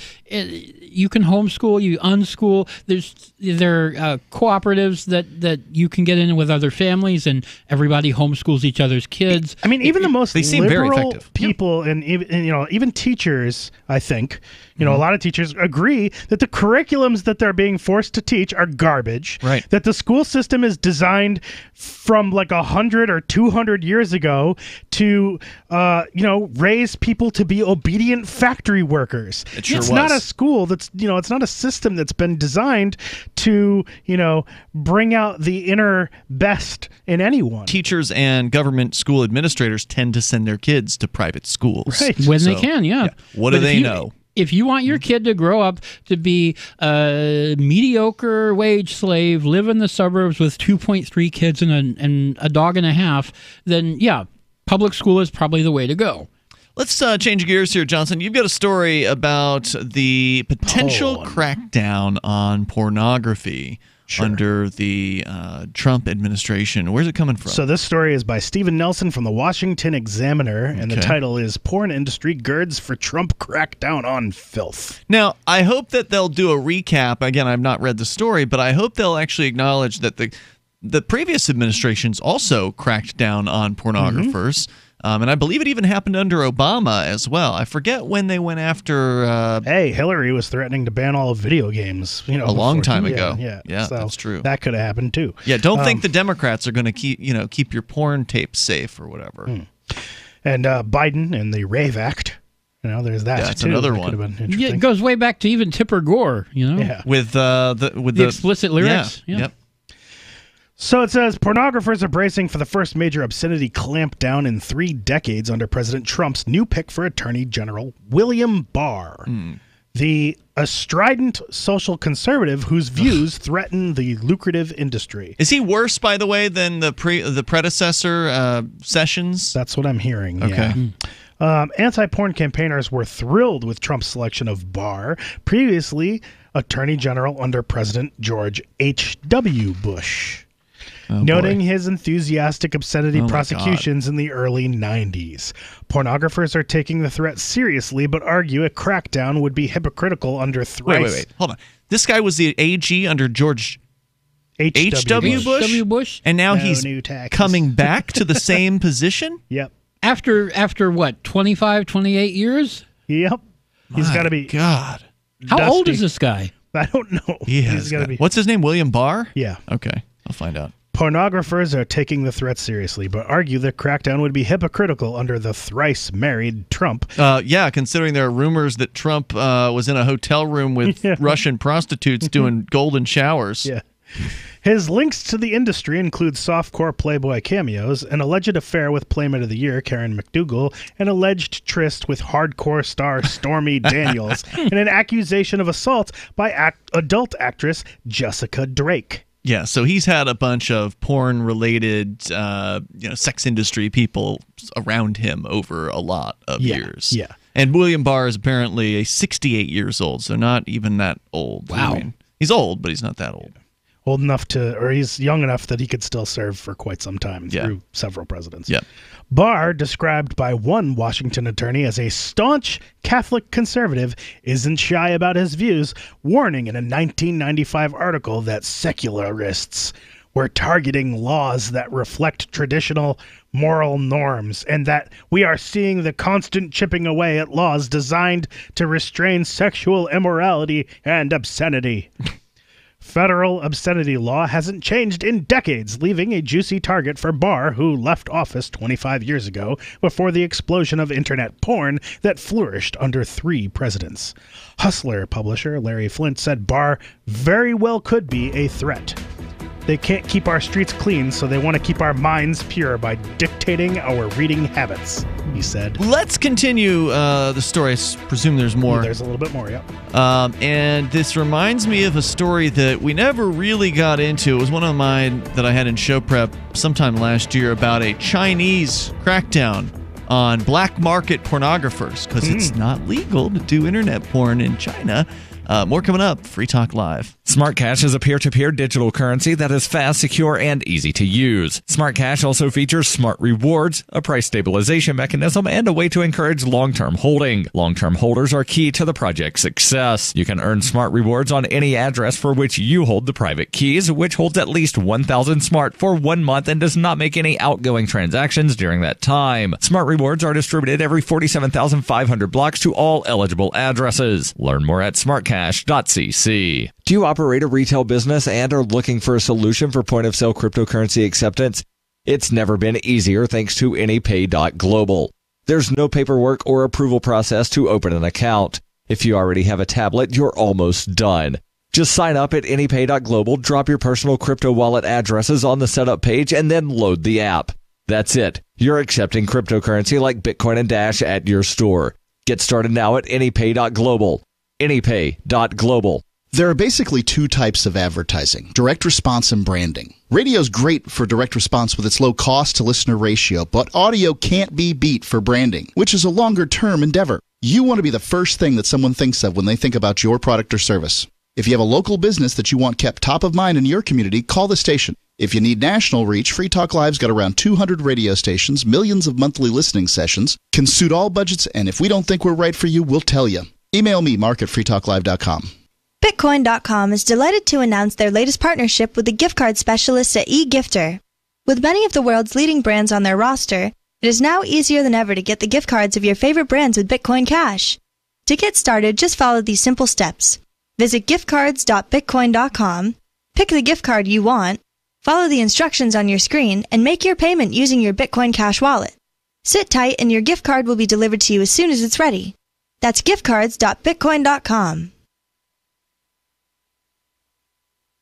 This is Michael Dean from the Freedom Fiends. I've run websites since 1996 and have used over a dozen web hosts in that time. AgristHosting.com is the only one that hasn't broken my heart. Agrist Hosting's uptime and service is stellar, and their DDoS mitigation is the best I've seen. That's important because if you tell the truth in this world, you'll ruffle feathers. And some people will try dirty tricks to silence your voice. No matter what the haters hit us with, Agrist Hosting keeps our websites online. If you have a mission-critical commercial presence or a world-changing activism site, you cannot tolerate any skullduggery. So go with AgristHosting.com. Have a WordPress or blog site, but you're not satisfied with performance or uptime? Or just want raw hosting? Want to pay with Bitcoin? Agrist Hosting specializes in high-performance hosting with personalized service. Go to AgristHosting.com and click on the button that says Get Hosted. That's AgristHosting.com. LRN.FM is proud to announce our official listening apps for Android and iOS devices. Now you can easily tune into our streams anywhere, anytime on your smartphone or tablet. Just visit apps.lrn.fm or search for LRN.FM in the Android or Apple app stores. Please download, rate us 5 stars, then share the link on your social media and let your friends and family know how you're listening to LRN.FM.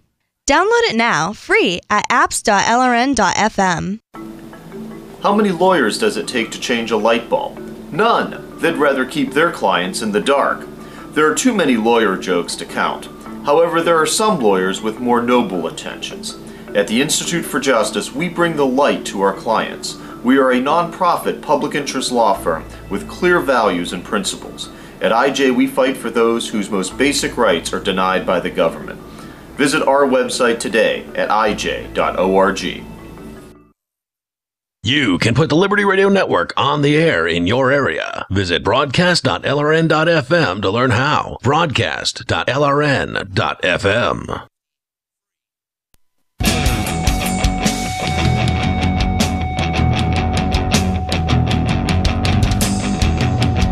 This is Free Talk Live.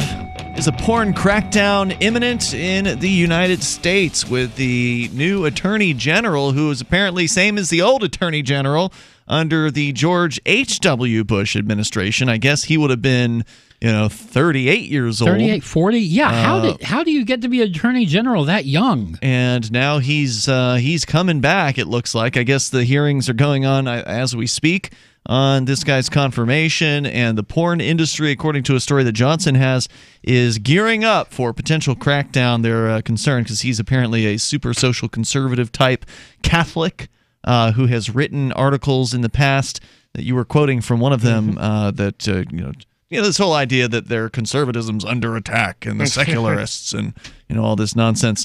So we can talk more about that. Plus, you can learn more about Anarchapulco. I haven't heard the word secularists, by the way, since Bill O'Reilly was on the radio. Right.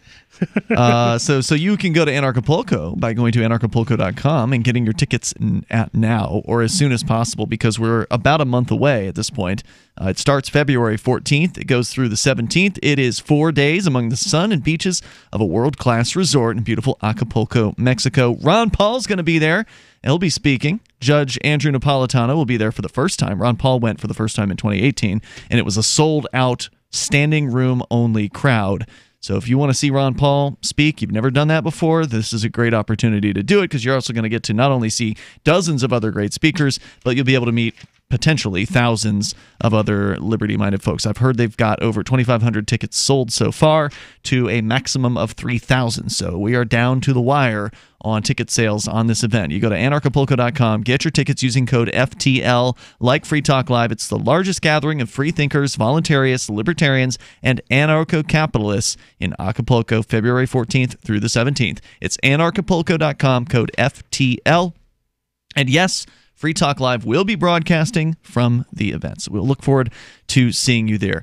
Ian, Michael, and Johnson in the studio. Johnson, let's pick up the story here from, I think it was the Washington Examiner, where they're saying the pornography industry is a little concerned about this new Attorney General. Well, here's from the porn industry.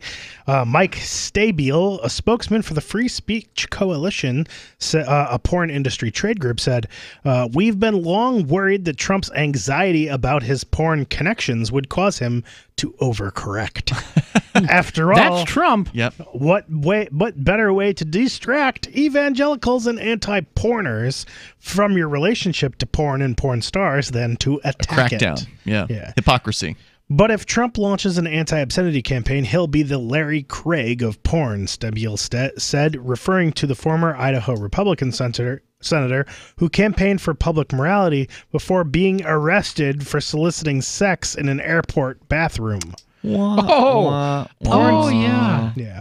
Porn star Cherie DeVille, who is considering a 2020 presidential campaign, said that would be hilarious to have Trump go up against a porn star in the general election. Long time ago in Florida, I interviewed some porn star who was running for president.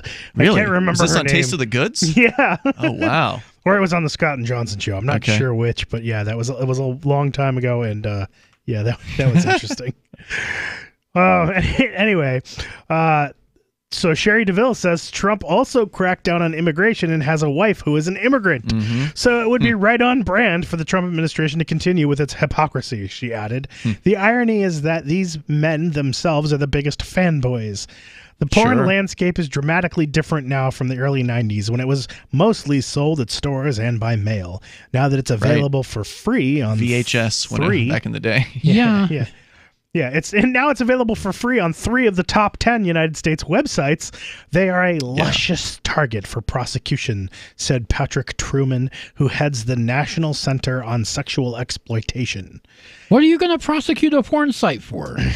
Well, in theory, they would have to pass some sort of crackdown on porn, which, of course, the Democrats probably wouldn't do.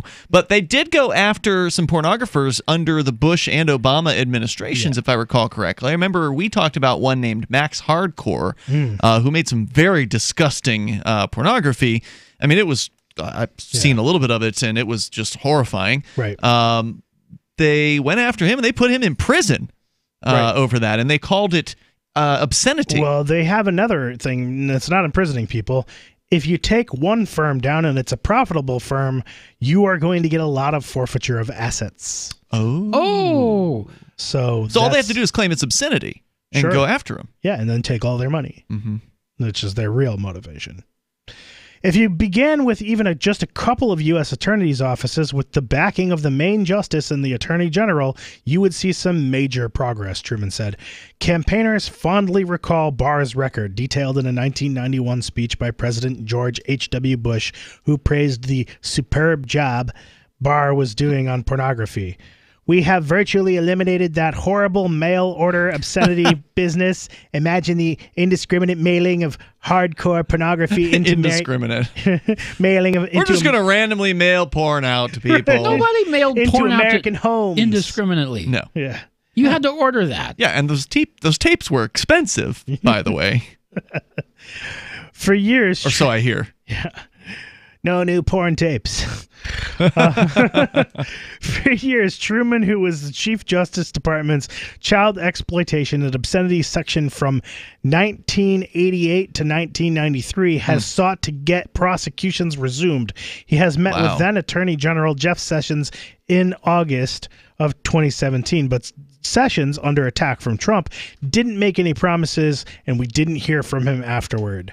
Truman is optimistic about the second Barr term as Attorney General.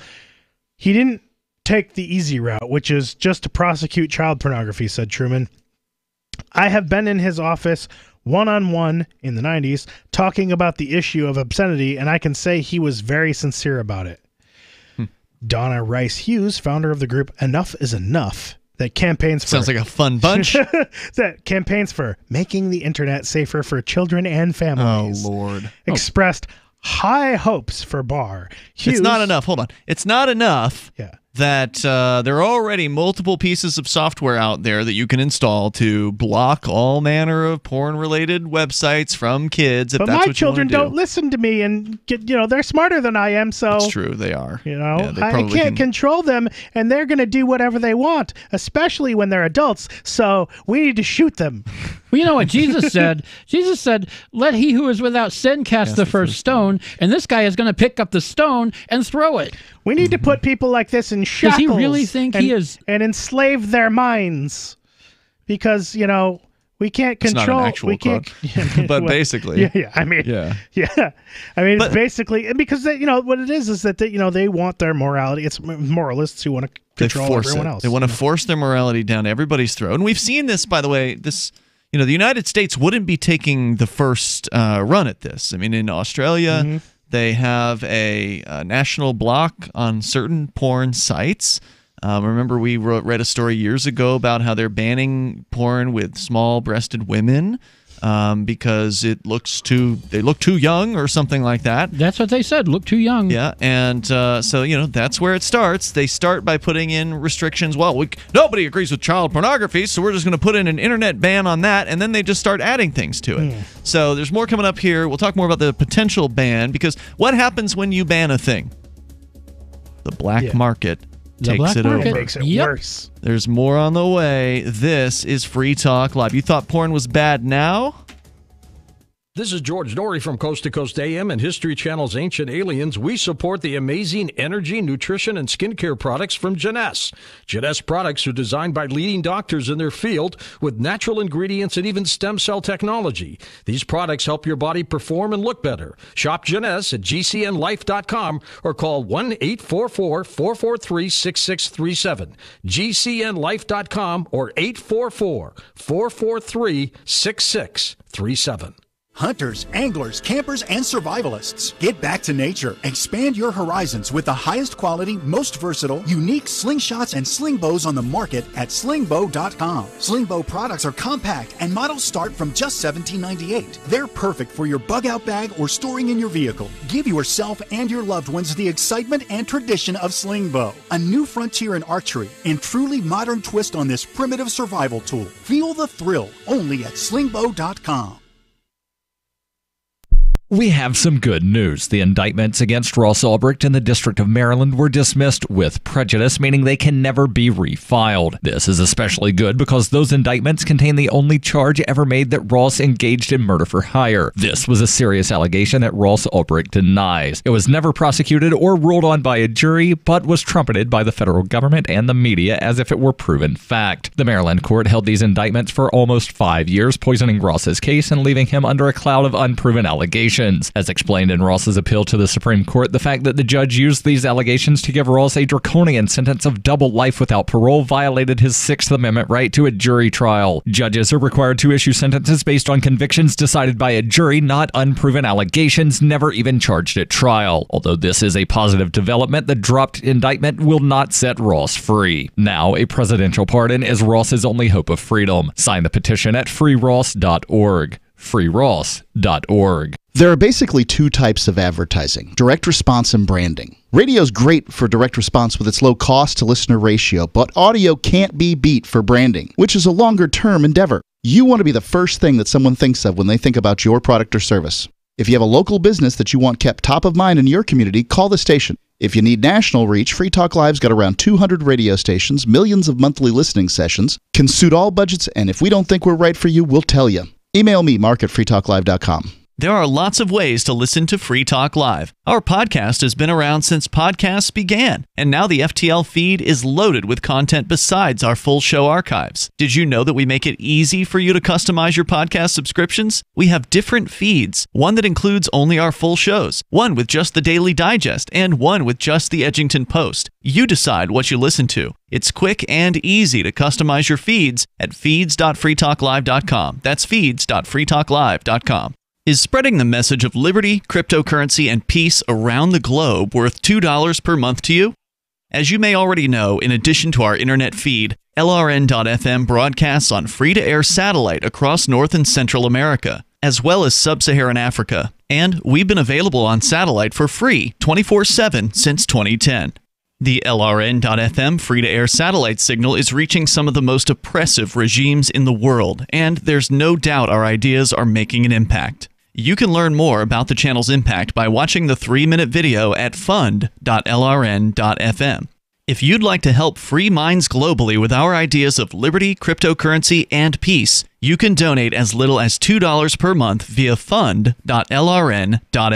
You can help us continue and expand our satellite broadcast to multiple continents. Visit fund.lrn.fm today, and thank you for your help. Don't forget to share the link on social media. That's fund.lrn.fm.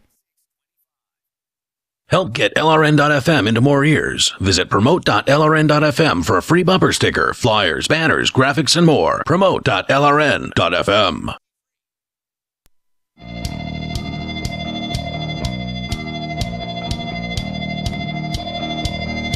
This is Free Talk Live. You can bring up what you want by dialing toll-free. Our number is 855-450-FREE, like freedom. That's 855-450-3733. Is the porn industry overreacting to the new potential attorney general, who I guess is potentially going to be approved? I think they're in the process of it.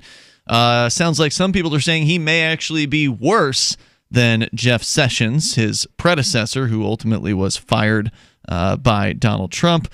And there's some parallels here that I think are worth pointing out.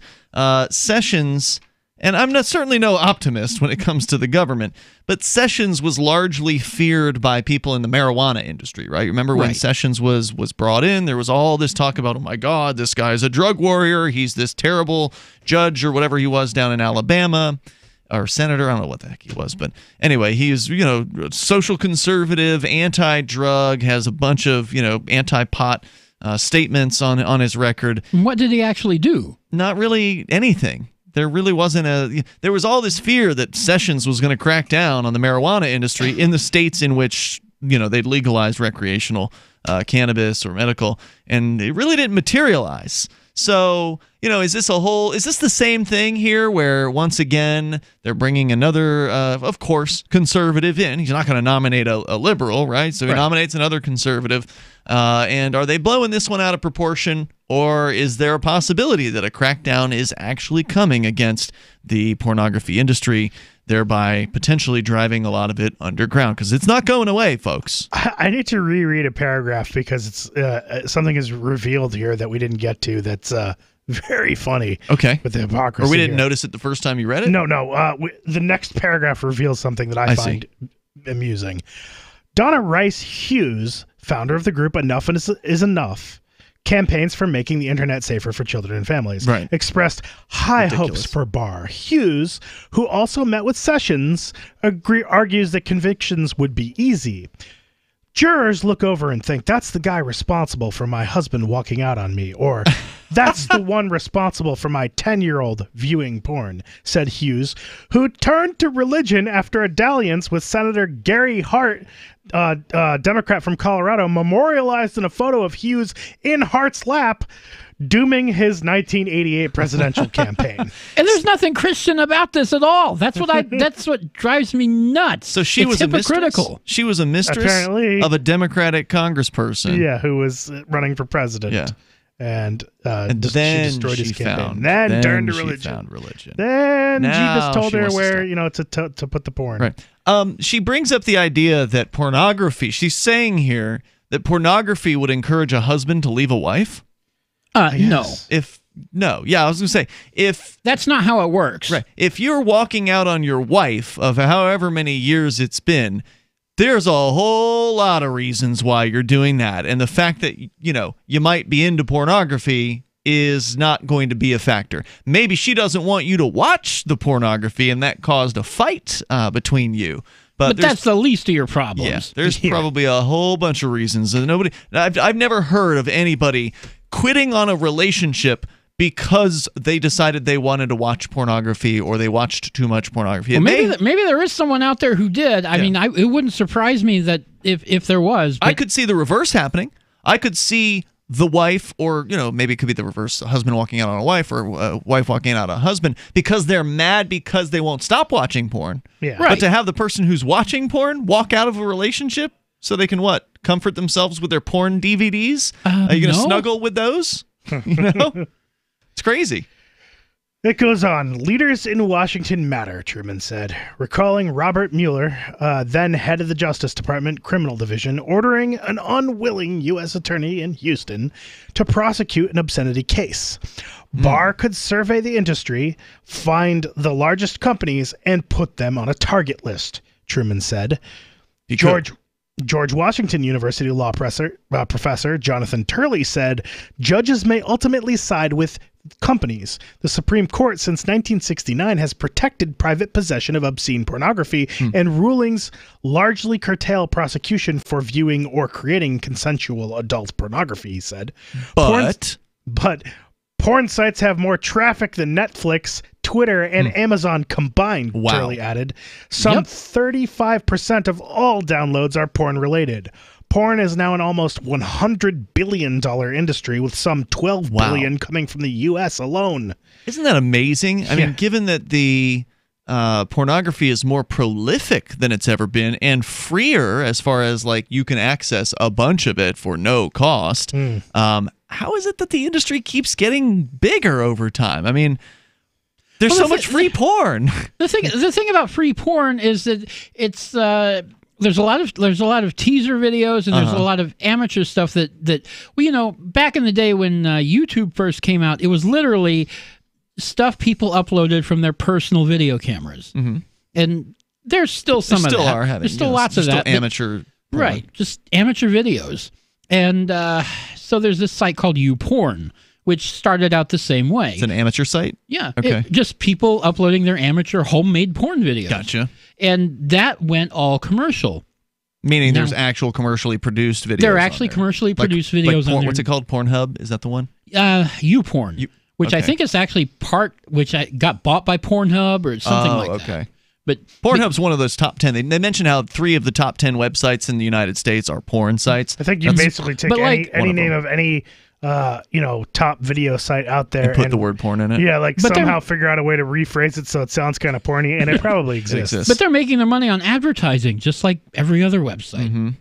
Now, they must have agreements with those porn companies, right? And there are premium porn videos where you have to pay to watch them. But I see. And cam girls and things of that nature. Right.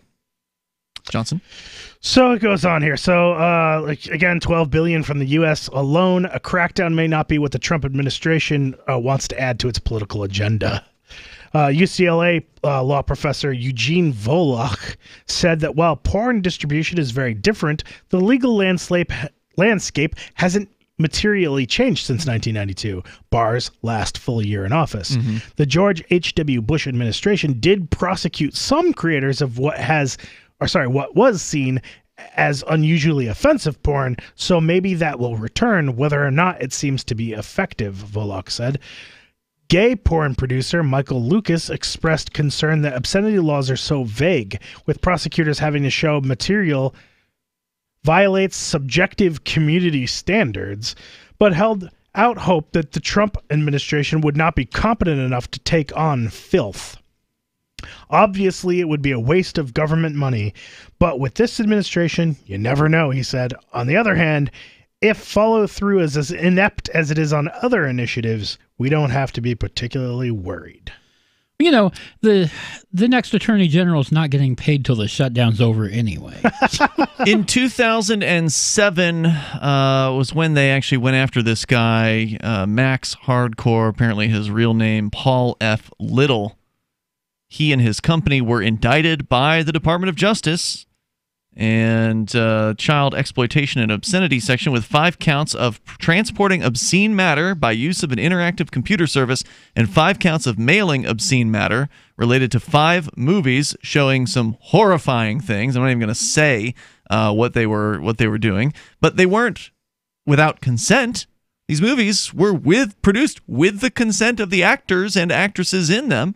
Little was subsequently found guilty on all charges and sentenced to 46 months in prison. On appeal, the 11th Circuit Court in Atlanta, Georgia, upheld the conviction but remanded his sentence. Little began serving his sentence on January 29th of 2009. So it's not like Barack Obama got in there and pardoned this guy. So, by no means was, Obama somehow better than George W. Bush. And so he began his sentence on 2009. They ordered the internet domain to be forfeited and declined to forfeit his house. So he got to keep his house, apparently. He was originally, and they talk about where he was held, finally was released in 2011. So he spent more than 2 years behind bars for making videos that people voluntarily purchased. And all the government had to do was say, well, that's obscene. And you sent it somewhere. You sent this obscene material through the mail, therefore you go to prison. And if they could do it then, they can still do it today. More coming up. From the first letter of Captain Mark. History is full of flowery documents claiming to limit the power of the crown, but these poetic social contracts have been impotent to prevent the predation. Limited government is a lie they use to keep us submissive. The crown cannot be trusted to abide by its founding charters, nor its treaties, nor even its own rules. The essence of the crown is centralized violence, and I've had enough. That's why I raised my black banner. I am no revolutionary. My aim is not to reset the cycle of violence, but to break it. My aim is an evolved society, invisible to the crown, not a new hierarchy, but decentralized networks with no central figure for the crown to target. If you want your servile life, keep it, but we will not submit to the crown's agenda. And when you are ready to stop being its beast of burden, ready for adventure and opportunity, join us at pirateswithoutborders.com. We trust the power of artificial intelligence to do a lot for us. Recommend books, movies, find our perfect romantic match, even drive our cars. So why trust your investments to yesterday's technology? With Vantage Point, you don't have to. Vantage Point's patented artificial intelligence technology has been giving traders and investors the advantage they need and better protect them from sudden downturns. Because unlike humans, Vantage Point is able to analyze massive quantities of data all around the world in seconds, so you get the information you need to make the right decision at the right time. Our technology can forecast market trend changes with up to 86% accuracy. Wouldn't you sleep better knowing your hard-earned capital is protected and growing thanks to Vantage Point? Stack the odds in your favor. Text DEMO to 411-411. That's DEMO to 411-411. We'll send you a link to our free demo so you can kick off the new year in the black with Vantage Point software. Text DEMO to 411-411. After decades of searching the cosmos, today NASA announced that what it was really looking for was right here on planet Earth all along. For years, we've foolishly chased after comets, moons, and stars. Outer space may be beautiful, but it's not as beautiful as the smile of a child, nor as sublime as a good bottle of wine shared among friends. Our search ends where it began, here on this big blue marble. Astronomers say that while their telescopes were pointing at Mars, they never even noticed the planet that was right in front of them. NASA now plans to appreciate what they already have. The agency's latest report, entitled Wonder is Everywhere, Finding the Beauty in the Everyday, calls for further study of the little things that truly give life meaning. Warm rain on a summer day, the smell of pine trees, touching the worn paper of your favorite book, that's what's always made us happy, not some asteroid a million miles away. This is the Onion News Network. LRN.FM now has a Discord. Discord is a free text and voice chat platform, and we now have our own server with a bunch of channels at discord.lrn.fm. You can join other listeners as they chat about various things during our live shows, or anytime, day or night. Discord software is available cross-platform, so you can have it on whatever device you want and take your chats anywhere. Join our Discord at discord.lrn.fm. That's discord.lrn.fm.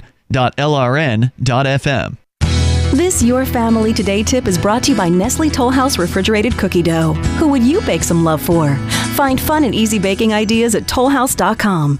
Kids love doing arts and crafts projects, especially when you join in. Try channeling all that artistic energy into the kitchen and bake up some creative treats together. Think of your art supplies as the frosting, sprinkles, and decorating gels, and use cookies or cupcakes as your canvas. For more tips like these, visit us at parenthood.com/yourfamilytoday. Some of our live shows are streamed in HD on Twitch. Please follow and share at twitch.lrn.fm. That's twitch.lrn.fm.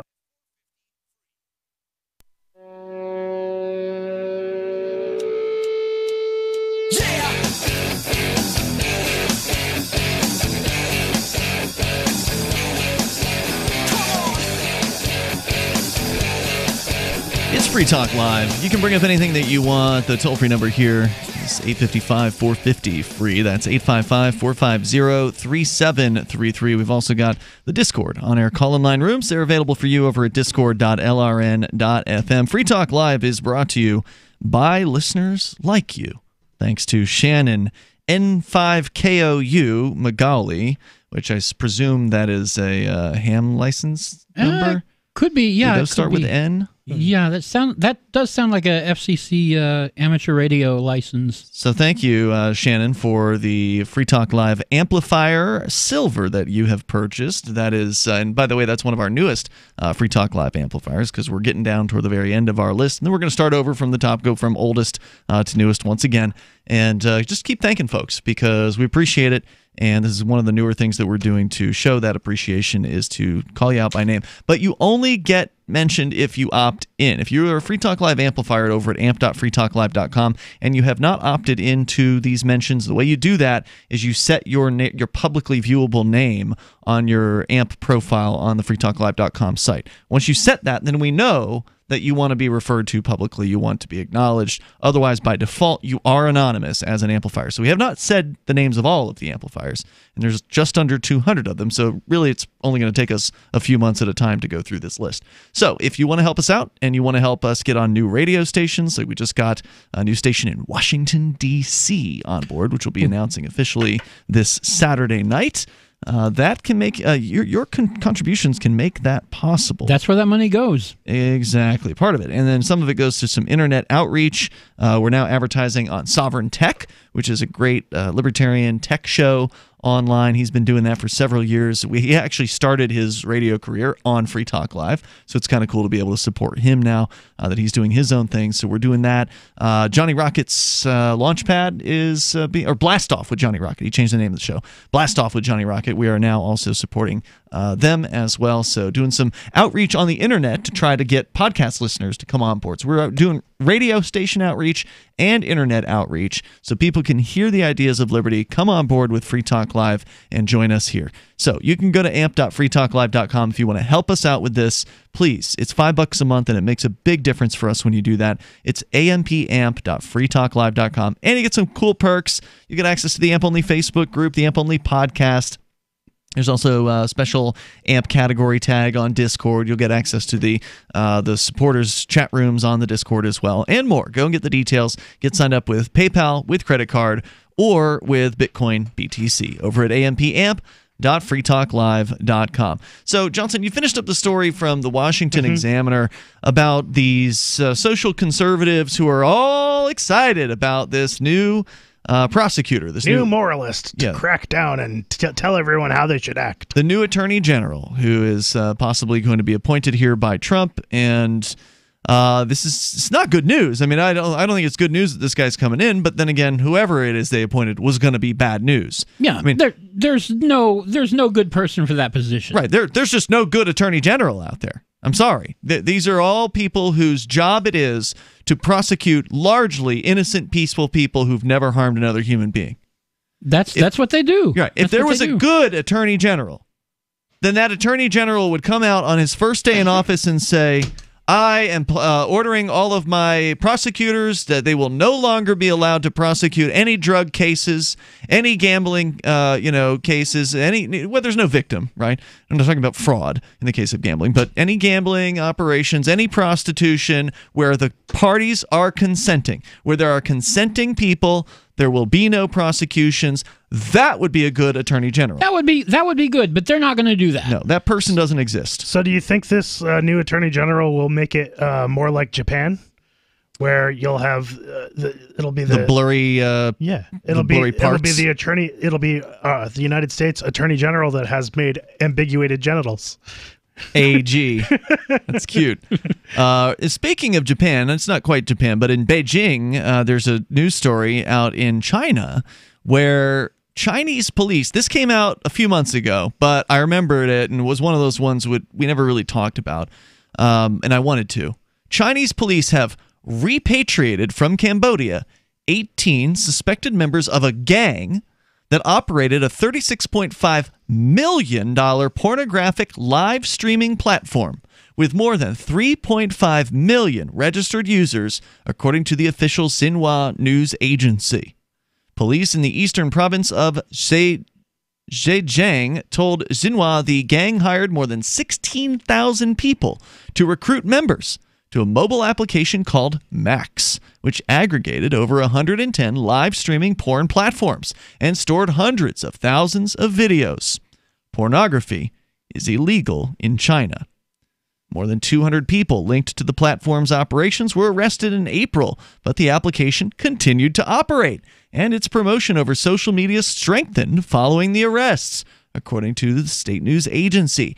Chinese police eventually discovered that servers for the application were located in Cambodia and seized the pornography platform gang in August in cooperation with Cambodian authorities. Now, I don't know what the legality of porn in Cambodia is. Maybe it's Not also very. illegal there, but apparently the Chinese government also has, like the United States, has the ability to extend its tentacles into other countries and get those other countries' police to do their bidding for them and bring 18 people from what they call a gang. Okay, so this is where I say if they outlaw porn in the United States, if they start cracking down on porn in the United States, going after the producers first because they're the ones with the money. These people are running an ordinary business and they call it a gang. Correct. In scare quotes. They have to be a gang if they are, if they're a criminal organization. They're probably armed. They're probably behaving like black market people behave. No, that's true. They're black market people who've created an app that, however many millions, 36 or 3.5 million people registered for. And they haven't gone and rounded up the 3.5 million registered users, at least not that this story says. Not yet. They could, if they wanted to put those people in their new indoctrination camps, because they've got re-education camps in China now that we heard about in the story about the Uyghurs, where they're putting Muslim people into indoctrination camps. Who's to say they wouldn't do the same thing? And again, you don't think this can happen here? Well, it's already happened here with people being put into camps in the United States during World War II. Now, it may seem pretty crazy to suggest that there would be a crackdown on pornography in the U.S. where porn is so prolific and so popular. That's one of the reasons why it seems like it's unlikely that Trump's going to do something like that. I mean, that would turn a lot of people against Trump. Already there's a bunch of people mad at Trump for a variety of things. But if you take away Americans' porn, I mean, that's almost as bad as taking away their televisions, period. Right. From yeah, them. pretty much. So, whatever it is you think about pornography. I mean, what do you think caused those riots in Egypt when they took away the internet? Well, people didn't have anything else to do, right? They got out of the house. And they were mad about it. A lot of testosterone builds up when that happens. Indeed.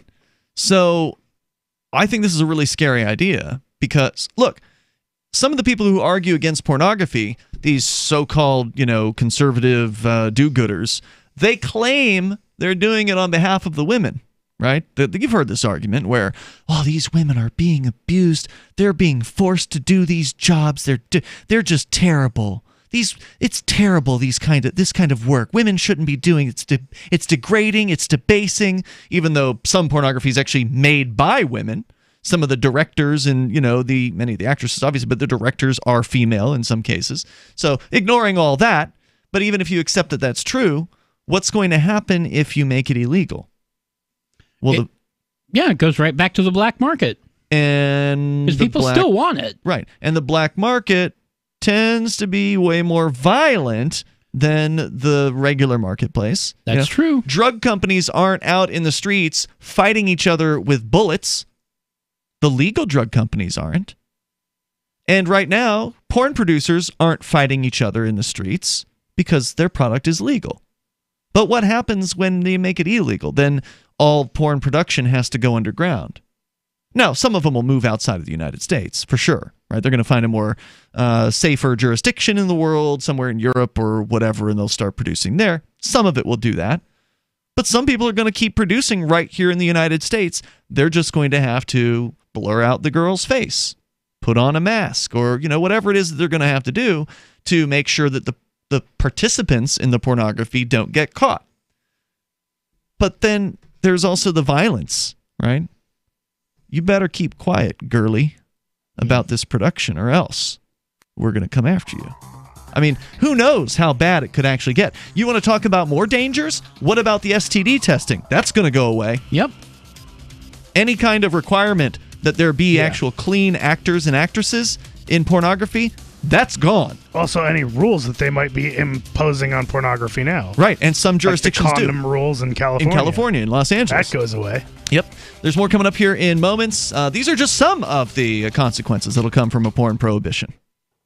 Marijuana has unleashed a green gold rush across our nation. It's creating $10.8 billion in new wealth a year. And every day, it's transforming more and more Americans into millionaires. In an historic event, former Speaker of the House John Boehner reveals how you could become one of them. Join him online for the American Cannabis Summit. Attendance is 100% free, but space is limited. To secure your spot, text JOIN to 76280. This event is the first of its kind ever. John Boehner and an esteemed panel will reveal which cannabis stocks are primed to deliver life-changing windfalls in the weeks and months ahead. Plus, they will show you how to become a cannabis angel investor, backing the hottest startups before they potentially become worth billions of dollars. To join American Cannabis Summit, text JOIN to 76280. Attendance is free. Text JOIN to 76280. Text JOIN to 76280.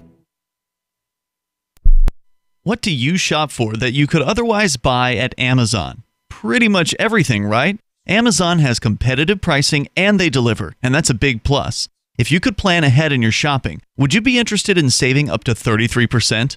There's a catch. You have to do your shopping in Bitcoin. But imagine those savings. It's like a huge raise. All you have to do is go to saveatpurse.com. We've saved thousands, and you can too. Plan ahead and save. Saveatpurse.com. The LRN.FM social media channels have been revamped. We've eliminated Facebook and focused on other platforms like Twitter and Mastodon, the decentralized alternative to Twitter. On our accounts, you'll find posts from multiple LRN.FM show hosts together in one place. Follow us on Twitter at twitter.lrn.fm, or better yet, move to the decentralized Mastodon social media platform at toot.lrn.fm, toot.lrn.fm. I think you'll like it.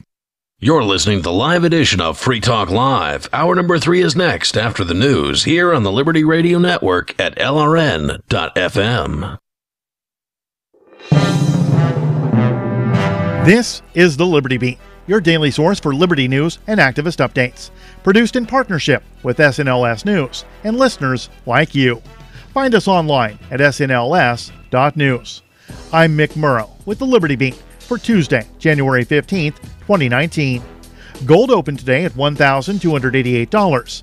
Silver opened at $15.54. And Bitcoin is trading around $3,631.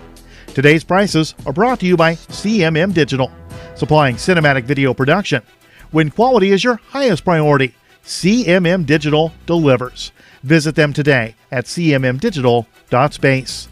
In the news, a California judge has ruled that American police cannot force people to unlock a mobile phone with their face or finger. Forbes reports the ruling goes further to protect people's private lives from government searches than any before, and is being held as a potentially landmark decision. Previously, U.S. judges had ruled that police were allowed to force unlock devices like Apple's iPhone with biometrics, such as fingerprints, faces, or irises. That was despite the fact feds were not permitted to force a suspect to divulge a passcode. But according to a ruling uncovered by Forbes, all logins are equal. The order came from the U.S. District Court of the Northern District of California in the denial of a search warrant for an unspecified property in Oakland. The warrant was filed as part of an investigation into a Facebook extortion crime, in which a victim was asked to pay up or have an embarrassing video of them publicly released. The police had suspects in mind and wanted to raid their property. In doing so, the feds also wanted to open up any phone on the premises via facial recognition, a fingerprint, or an iris. While the judge agreed investigators had shown probable cause to search the property, they did not have the right to open all devices inside by forcing unlocks with biometric features. The Liberty Beat is sponsored in part by Brave Botanicals, high-quality kratom and CBD at reasonable prices with excellent customer service. Brave Botanicals is activist-owned and mission-driven, fighting for your right to consume plant-based medicine and natural remedies. Find out more at mybravebotanicals.com. And right now, a special deal for Liberty Beat listeners. Use promo code SNLS to receive 10% off your purchase.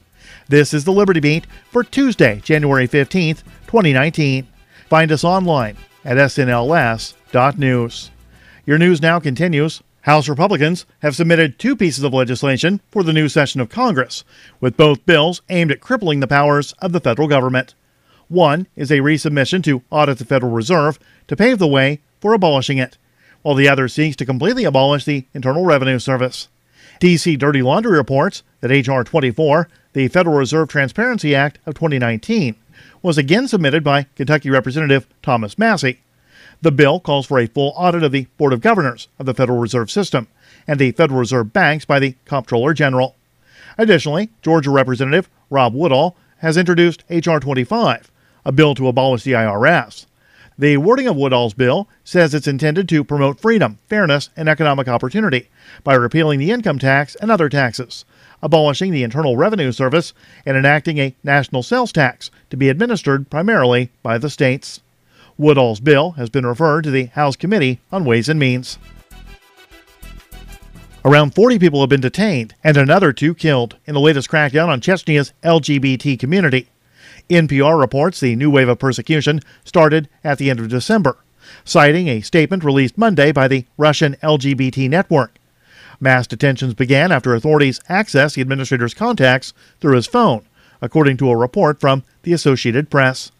The Russian LGBT network says it learned of the situation in the beginning of January. Authorities in Chechnya, a southwestern republic in Russia, known for being conservative and predominantly Muslim, have denied targeting the LGBT community. Support for the Liberty Beat comes from the Conscious Resistance Network, featuring videos, news reports, and articles from a spiritual anarchist perspective at theconsciousresistance.com. How would you like to have your business featured on the Liberty Beat? Just send an email to libertybeat@snls.news. This is the Liberty Beat, produced in partnership with SNLS News and listeners like you. The Liberty Beat is online at snls.news, your one-stop destination for Liberty news and commentary. Coming soon to SNLS is The Bones of Anarchy, a podcast produced by activist Tony Bones. Coming soon to the SNLS network. I'm Mick Murrow, reporting for this Tuesday, January 15th, 2019, reminding you, spread liberty with a smile.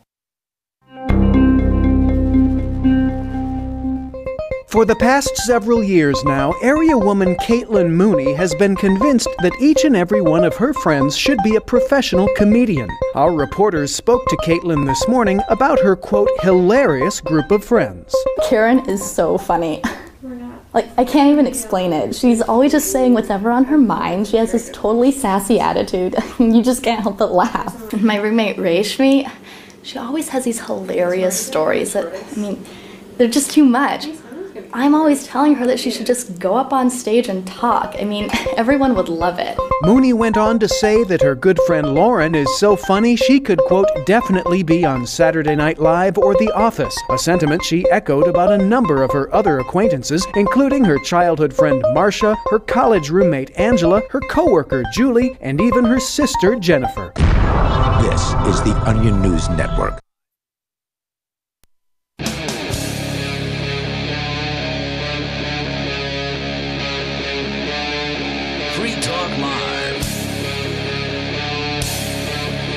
It is Free Talk Live. We're launching into the third hour of the program here tonight. You can take control of the airwaves and bring up whatever you want. Our toll-free number is 855-450-FREE. That's 855-450-3733. Also, the Discord on-air call-in line rooms are open and available to you over at discord.lrn.fm. In the studio tonight, it's Ian, Michael, and Johnson. Coming up later tonight, we've got another Free Talk Live after show that we call Freer Talk Live. It happens on Twitch exclusively, so if you're not following our Twitch channel yet, you should do that over at twitch.lrn.fm. That'll take you right to our Twitch channel. You do need to be logged into Twitch to follow, but the accounts are free, so no big deal. And follow us there, and there are over 600 followers of the channel already, and so thank you. That doesn't make us a big channel by any means. By any means, but you do get to see us right here in the studio. That's right, and it's in HD quality as well, and we'll be doing, like I said, a Twitch-only show tonight, Freer Talk Live. It'll start shortly after we end the radio show, so go over to twitch.lrn.fm and give us a follow there. Coming up, an update on airport security. What airport security? Well, there's the illusion of it, at least, and the illusion is hopefully going to thin out a little bit here as the TSA's ranks start to thin, as many of them have been calling out of work for the last 2 weeks now. How many vacation days are they getting here? I mean, at some point, you can only call out sick for so long, right? Like, I don't know what kind of sweet deals these government bureaucrats are getting as far as the amount of vacation days per year or sick days. But it's probably not much more than a couple weeks, I wouldn't think. I don't know. Maybe someone can fill us in on that. Yeah, so it's got to be running pretty short to dry here. And of course, you can comment on whatever you want. We also just finished talking about a potential crackdown on the pornography industry. Some in the porn business are worried about Trump's new appointee to Attorney General. So if you want to comment on that, you're welcome to. Let's go to the phones first. To David in New Mexico. You're on Free Talk Live. Hello, David. Yeah, well, mentioning that Attorney General guy, first of all, that William Barr, I see you mentioned he was Catholic, but his father was Jewish and apparently converted to Catholicism because he married a Catholic woman. But anyway, I'm violating defying two judges' orders. One right now as I have a sip of wine. Really? Because that's in my it's in the conditions of release. Excuse me, no alcohol. Even though alcohol has nothing to do with the crime I didn't commit of calling a public radio station. So you're calling a radio station. You're calling, I mean, we're on a bunch of stations, but you're calling a radio show to announce publicly that you're committing contempt of court. Yeah, well, I got an ace up my sleeve because it's not admissible evidence. Just because I say it doesn't mean it's true. But even though I tell you it's true, now they'd have to... True. That doesn't mean they won't arrest you and charge you with a violation of probation. Yeah, contempt of court basically just means you annoyed the judge. True. Yeah, well, that's okay. It just makes the already unlawful things that they're doing even more entertaining to take into a federal courtroom. So that's one. Anyway, that's one judge's order I'm defying. But in the morning, I'm defying a bigger one. I'm going to... they arrested me for failure to appear, and I'm going to failure to appear again in the morning.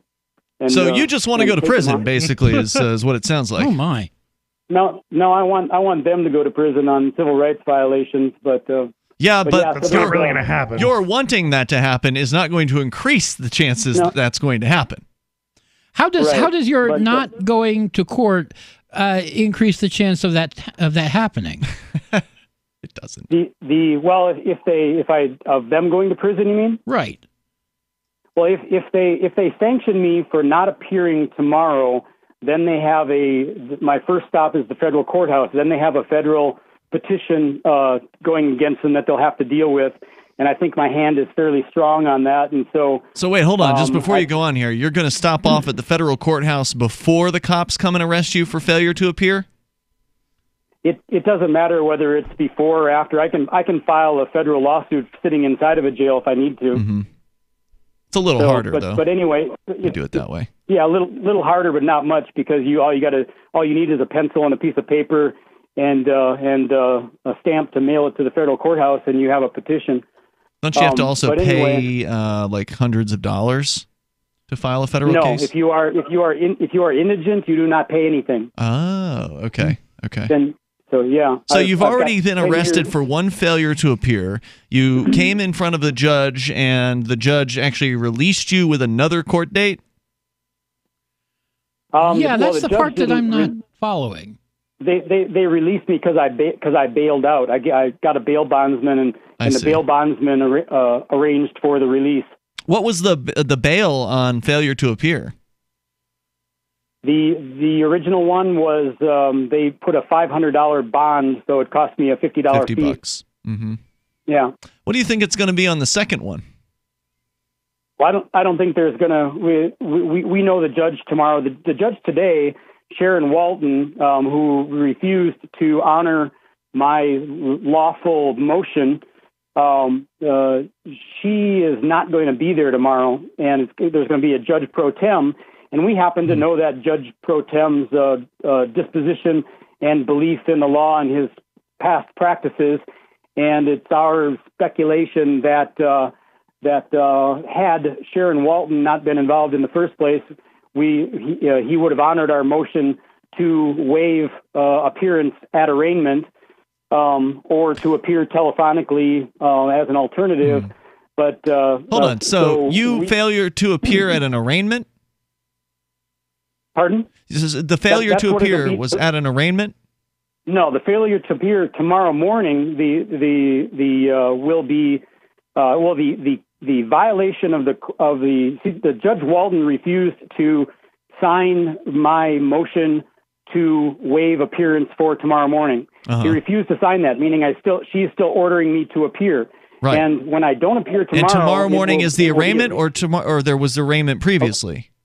No, tomorrow morning is the arraignment, and when I fail to appear in person, it will be in defiance of Judge Sharon Walton in the Metro Court in Albuquerque. I'm trying to just follow all this. So, if you haven't had the arraignment yet, for what hearing did you failure to appear previously? Because you said you were already arrested for one failure to appear. Yeah, it was a failure to appear for the exact same thing. They sent me a summons, but the state. I'm in the confidential address program, which means that my address is secret. It's locked in a safe in the Secretary of State's office in New Mexico. On my driver's license is the address of the sheriff's department in my county. How the hell do you get into that program? The dude that my ex married stalked me, harassed me, attempted to get me to fight him. So it's like a witness protection kind of thing. Yeah, exactly. So I think I'm following this. You had an arraignment scheduled. You failed to appear for that. They then picked you up for the failure to appear, but they didn't hold the arraignment when they picked you up. They scheduled you for another arraignment, and that's tomorrow morning. Yep.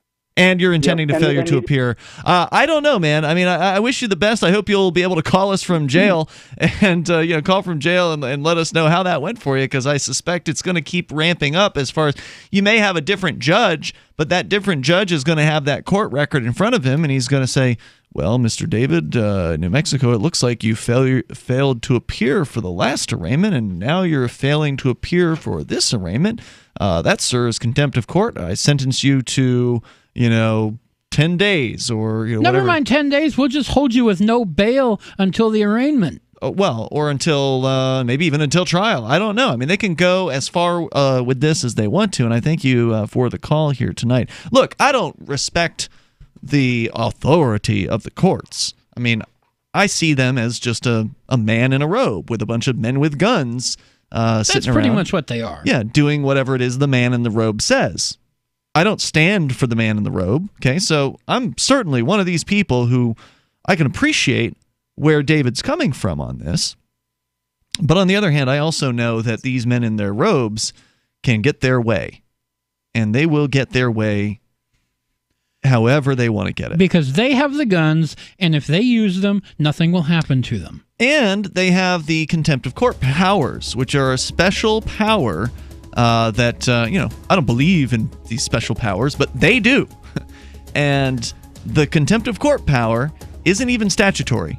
It's just a thing that the judges have that they can do and get away with. And in most states, they can sentence you to up to 6 months behind bars for contempt of court with no check, no balance, no court hearing beyond a simple right of allocution where you can say something to the judge. There's more coming up. It's Free Talk Live. She seems happier. Her fur is so much shinier, silkier, softer. She has really mellowed a lot. Sheba is 105 lean pounds of shiny, smooth, happy dog for life. The shedding has stopped. The itching has stopped. Since 2001, we've helped more than 250,000 dogs get over their nutritional deficiency miseries. And saved our customers bazillions in vet bills. Everything we tried failed except the Dynovite. Come to Dynovite for help. DINOVITE.com. If you want the dog to be healthy, you got to feed it something healthy. The omega-3 fatty acids, flaxseed, zinc, alfalfa, the digestive enzymes that are cooked out of regular dog food. Dynovite is nutrition. Dynavite for life. Don't let your dog itch, scratch, stink, or shed like crazy. Come to Dynavite for help. 859-428-1000. 859-428-1000. DINOVITE.com. Smart Cash is a peer-to-peer digital currency that is fast, secure, and easy to use. Smart Cash is building a foundation that can support daily transactions for people everywhere. One feature that sets Smart Cash apart is the Smart Hive governance model and how the community can vote to fund the best projects with block rewards stored in the Smart Hive project treasury. Unlike other cryptocurrencies with voting systems, Smart Cash allows everyone to participate. One smart equals one vote. Learn more at smartcash.cc. You want to know the 37 items you must have to survive a crisis? Then I've got some good news for you. Former CIA officer and New York Times best-selling author Jason Hansen is now giving listeners a free copy of his book, The Escape Bag Blueprint, 37 Items You Must Have to Survive a Crisis. You can claim your copy at freeescapebook.com. Don't delay. Jason reveals the guns, knives, flashlights, and water filters that could save your life in an economic collapse or grid-down event. Get your free book today, freeescapebook.com. freeescapebook.com. Since time began, tyrants have taken aim at personal liberties.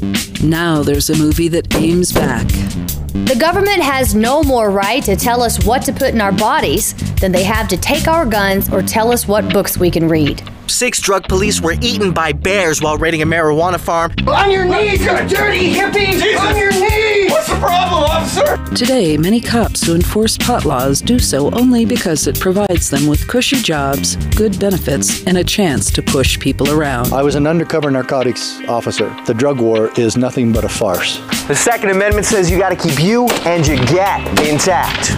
Guns and Weed, The Road to Freedom. A film by Michael W. Dean and Nima Vadadi. DVD available now at gunsandweed.com or on Amazon. That's gunsandweed.com.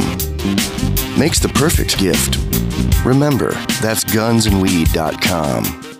Did you know we've taken our LRN.FM telephone listen line to a new level with the LRN.FM audio on demand line? Now you can call 712-770-8447 anytime and listen to LRN.FM's live feed. And you can listen to a bunch of our original shows on demand. Long distance fees may apply. Just dial 712-770-8447 and choose from the menu. 712-770-8447. Looking for a great real estate investment? Consider New Hampshire, which is ground zero for the Liberty Movement. Your first call should be to Mark Worden from Porcupine Real Estate. He's more than just a real estate agent. He's your New Hampshire concierge. Where are the best places to live? Do you want farm, city, the burbs, or forest? Do you want a duplex or multifamily building so that renters pay your mortgage? There are homes in all price ranges in New Hampshire, and Mark can help with financing too. Invest in liberty and property. Mark Worden can help. PorcupineRealEstate.com. Love what we do? Please help support our international satellite channels at patreon.lrn.fm. That's patreon.lrn.fm.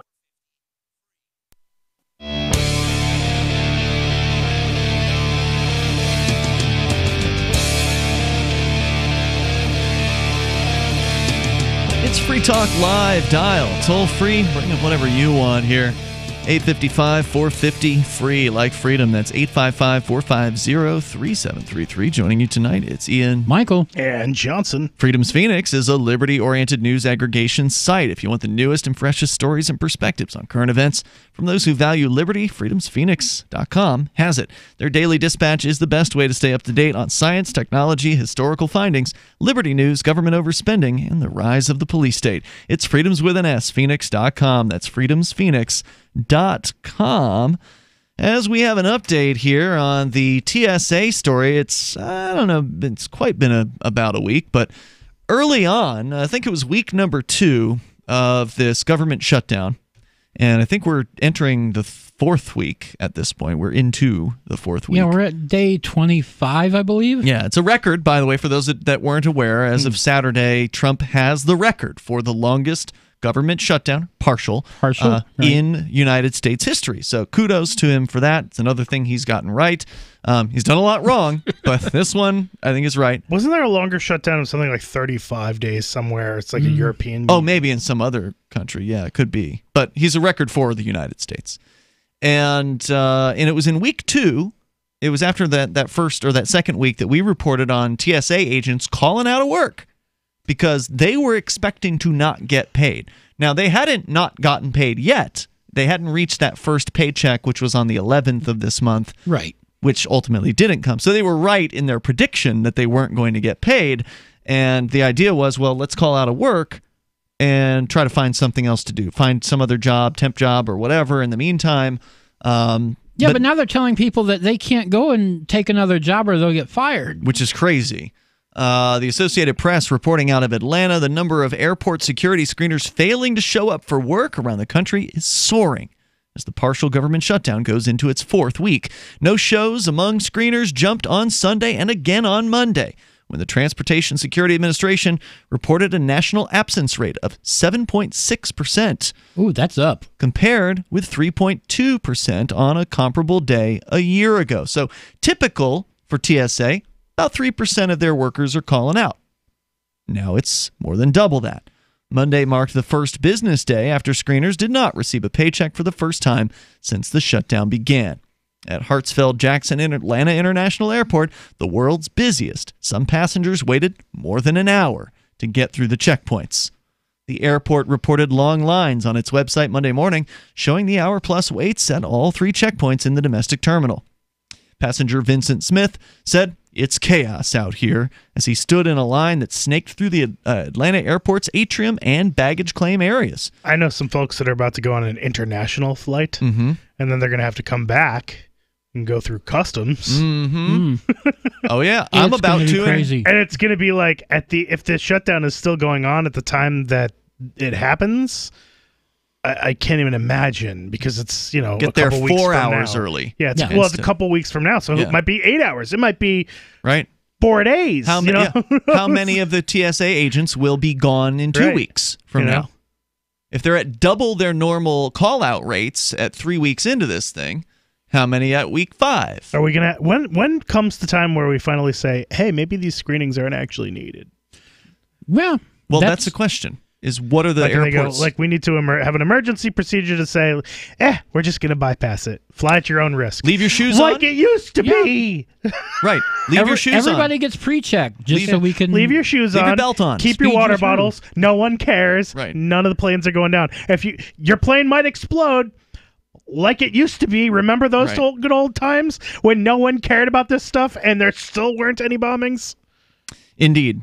And of course, as I think Mark would point out, the people on an airline aren't going to stand by if some lunatic grabs a knife or a box opener or something. Yeah, like the days of people standing by for a hijacking are over.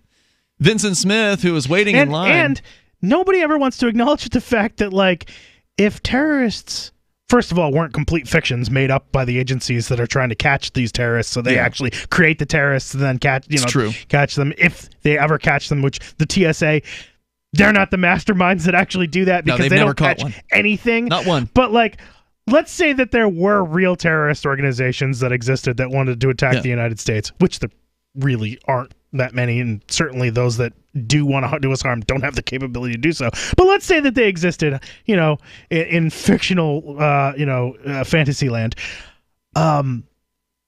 Presumably, if they have the intelligence and the capability of making some sort of weapon that's capable of exploding on a timer or something like that, it means that they're not total idiots, which means that they would have the intelligence to think, maybe I could attack a bus or a train or a stadium or a kid's soccer game or at a public school or a shopping mall or literally anywhere other than a plane. Soft targets, right.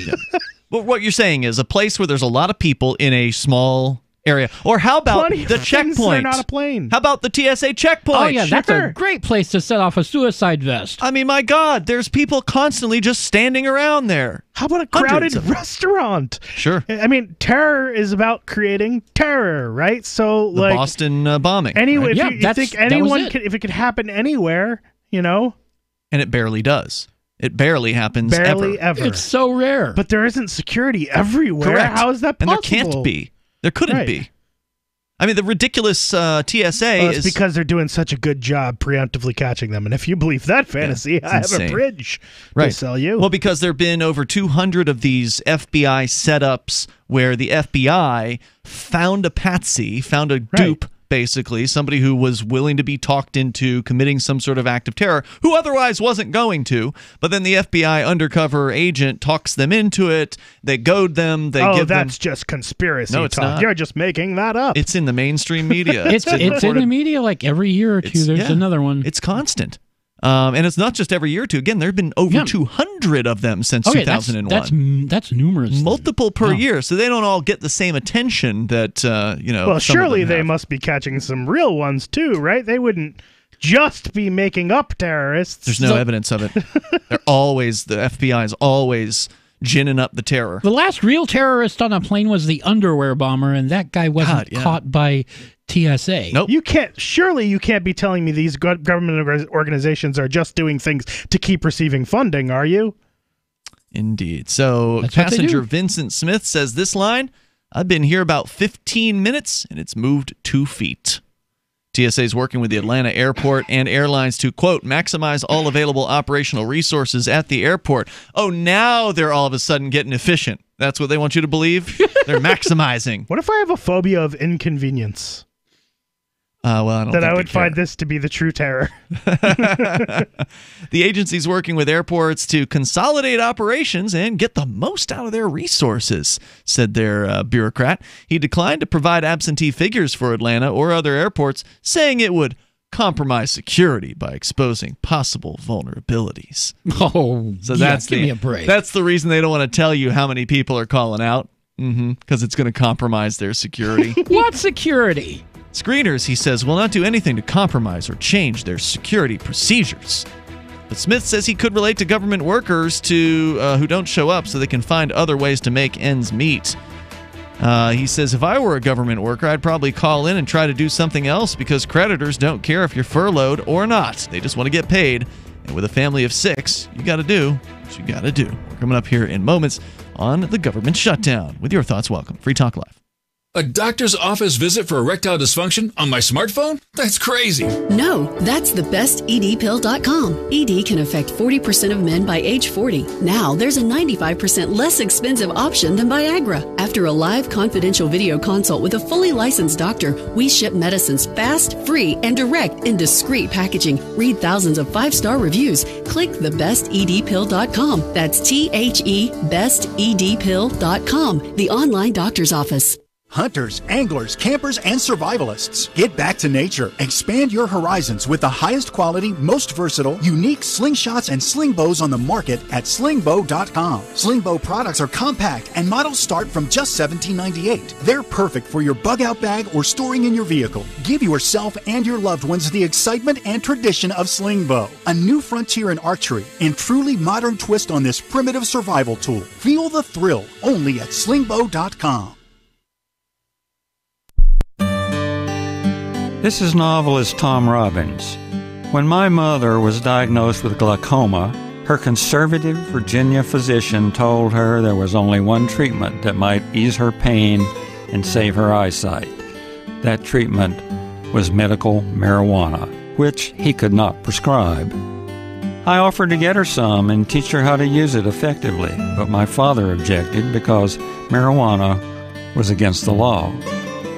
So my mother, who loved to read and walk in nature, was condemned to grow cruelly, unnecessarily blind. Tragedies like this happen all the time, but they don't have to keep happening. To learn more about medical marijuana, call the Marijuana Policy Project at 1-877-JOIN-MPP or visit them on the web at mpp.org. Are you tired of governments murdering people around the world? Stop using their money. There is an alternative. Bitcoin is a stateless, free market, non-political currency. Bitcoin cannot be inflated or controlled by any government. By using their money, you are helping the state. Stop doing it. You have an incredible alternative available now. Learn it, use it, spread it. Get started with Bitcoin at bitcoin.com. That's bitcoin.com. If you want to know the latest about Free Talk Live before we go on the air, all you need to decide is how you want it delivered. It's your choice. Visit news.freetalklive.com. You can get emailed announcements and participate in contests via our email updates list. Plus, we have a Twitter account that you can follow and a Facebook page where you can become a fan. So visit news.freetalklive.com to get news about Free Talk Live as soon as it's announced and the way you want it delivered at news.freetalklive.com. That's news.freetalklive.com. Why did you move to the Shire? I moved here to the Shire because there's other people around who take liberty just as seriously as I do. I moved to the Shire because I saw videos of people challenging authority and thought that I could get support myself. It called to me, like, do this right now. I wanted to be around people like me who got it. And once I got here, I knew there was nowhere else that I wanted to be. I've always wanted to change the world. So I moved to the Shire to join people who were actually working towards doing the same thing. The people here are awesome, loving, and positive. It was for the adventure and for the feeling of something important is happening here. And I just wanted to come to sort of be part of that. Visit ShireSociety.com to read and sign the Shire Society Declaration and learn the reasons why, if you love liberty, you should immigrate to the Shire. Plus, connect with others via the forum at ShireSociety.com. That's ShireSociety.com. Now you can follow LRN.FM on the decentralized Mastodon social media platform at toot.lrn.fm, toot.lrn.fm.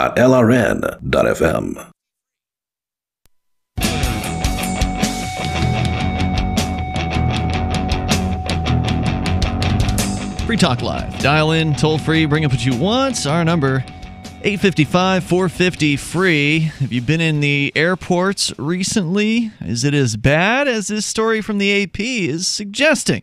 Well, the TSA is going to try to combat that here in a moment with their official statement saying, no, it's not that bad right now. It's just maybe Atlanta's bad, but the rest of the airports, not a big wait at the lines. Our very own Mark Edge is going to be heading to an airport tomorrow, and so I have asked him to call in on tomorrow night's show to give us an actual, statement about what it was like. So we'll tell you more about that as we learn more. Your calls and thoughts are also welcome. With you in the studio tonight, by the way, it's Ian, Michael, and Johnson. And don't forget, you can join us online over at freetalklive.com. We do have a Discord server. You can go to discord.lrn.fm, and not only can you call in through the Discord server and sound almost like you're sitting here in the studio with us, but you can also talk to other Free Talk Live listeners. In fact, there are people in there chatting around the clock. The Discord server in the initial phases kind of died off after our live show. It would kind of die out. It seems like it keeps going pretty consistently. There's people talking in there like you said, every day, every hour, every day. It seems like it's around the clock. So thank you to everybody who's participating there. It's a free service, so you can just go and download the Discord app. It's a free app, and then you can create a user account, and that'll actually get you into a multitude of different Discord servers, but it's ours that we're inviting you to. So go to discord.lrn.fm if you want to join us and join the other listeners that are in there. Let's go to Vernon in New Orleans, listening online. Hello, Vernon. I cannot hear you. The audio has cut out. Oh, no. Well, I'll just put you back on hold then. I don't know what happened there, so hopefully our board operator will be able to remedy that situation. If not, I would recommend that you call us on that Discord server because that cuts out one extra hop, basically, between us, because there can be problems at the board operator's end. Sometimes they get busy and hit a button accidentally that might disconnect you, so we'll check back with Vernon. But if you want to jump on those Discord lines, they are wide open over at discord.lrn.fm, and you'll sound better too. Because he was going to call on topic here, talking about the flying situation.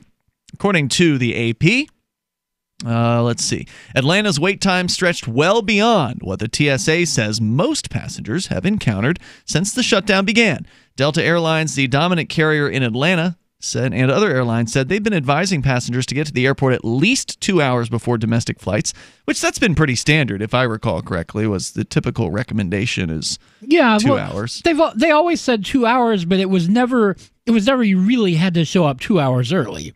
And 3 hours before international trips. Yeah, and that's standard too. It's I don't know why that would be though. You're not extra screened before an international trip. Well, there's a couple things going on there. One is security, but with going international out of the U.S., you have to actually be checked in, have all your baggage in and everything at least an hour before departure. That's a U.S. Customs thing. Really? Okay. All right. That's good to know. Customs. There's no actual physical control if you're leaving the country. You don't talk to a customs person on the way out. But they talk to them back in. do screen your records. The airline has to give them your passport information. I see. And so if you're not there more than an hour in advance, yeah, that's when they have to close check-in, because customs requires them to submit all that information at least an hour before departure, so they have time to process it and decide who gets to fly and who they're going to come to the airport and arrest. So get this. According to the story, a Delta spokesperson said airline employees are pitching in by helping manage the TSA lines. So that doesn't mean that they're doing the searching or whatever, but they're doing something. They're pointing people to, you go to this lane, you go to that lane. Yeah, so they're already taking over the jobs of the TSA agents who aren't showing up for work. And as fewer and fewer TSA agents show up for work, the market may provide somehow. Or maybe the airports will actually just say, you know what, TSA, go away. We'll do the security ourselves. You can all go home. Right. And we're going to bring in whoever, some private agency, to come in and take care of this. TSA said it screened 1.97 million people on Sunday, and that 99.1% of them waited for less than 30 minutes, and 93.1% of them waited for less than 15 minutes. Which, that sounds kind of standard, I guess. That's not terrible. It's not great, but it's not terrible. I have been in lines like that within the last couple of years, just at Austin or wherever it was that I was. Yeah. This is not like in Chicago O'Hare. The last time I was through there was in 2004. The TSA was relatively new, and I was a smoker at the time. I had a layover in Chicago, and I went out. I had to go out past security, out the building to smoke, came back in. Did this twice during my layover. Each time, the security line was like 2 minutes. Wow. God, I don't even remember that far back what it was like to travel. It's been so long. A combination of a busy Monday travel day combined with some security lines being closed led to the long lines, according to an airport spokesperson. He said he didn't know how many security lines were down. A statement from TSA attributed the long waits in Atlanta to anticipated high volume. Meanwhile, TSA said it would move officers around the country to deal with local shortages.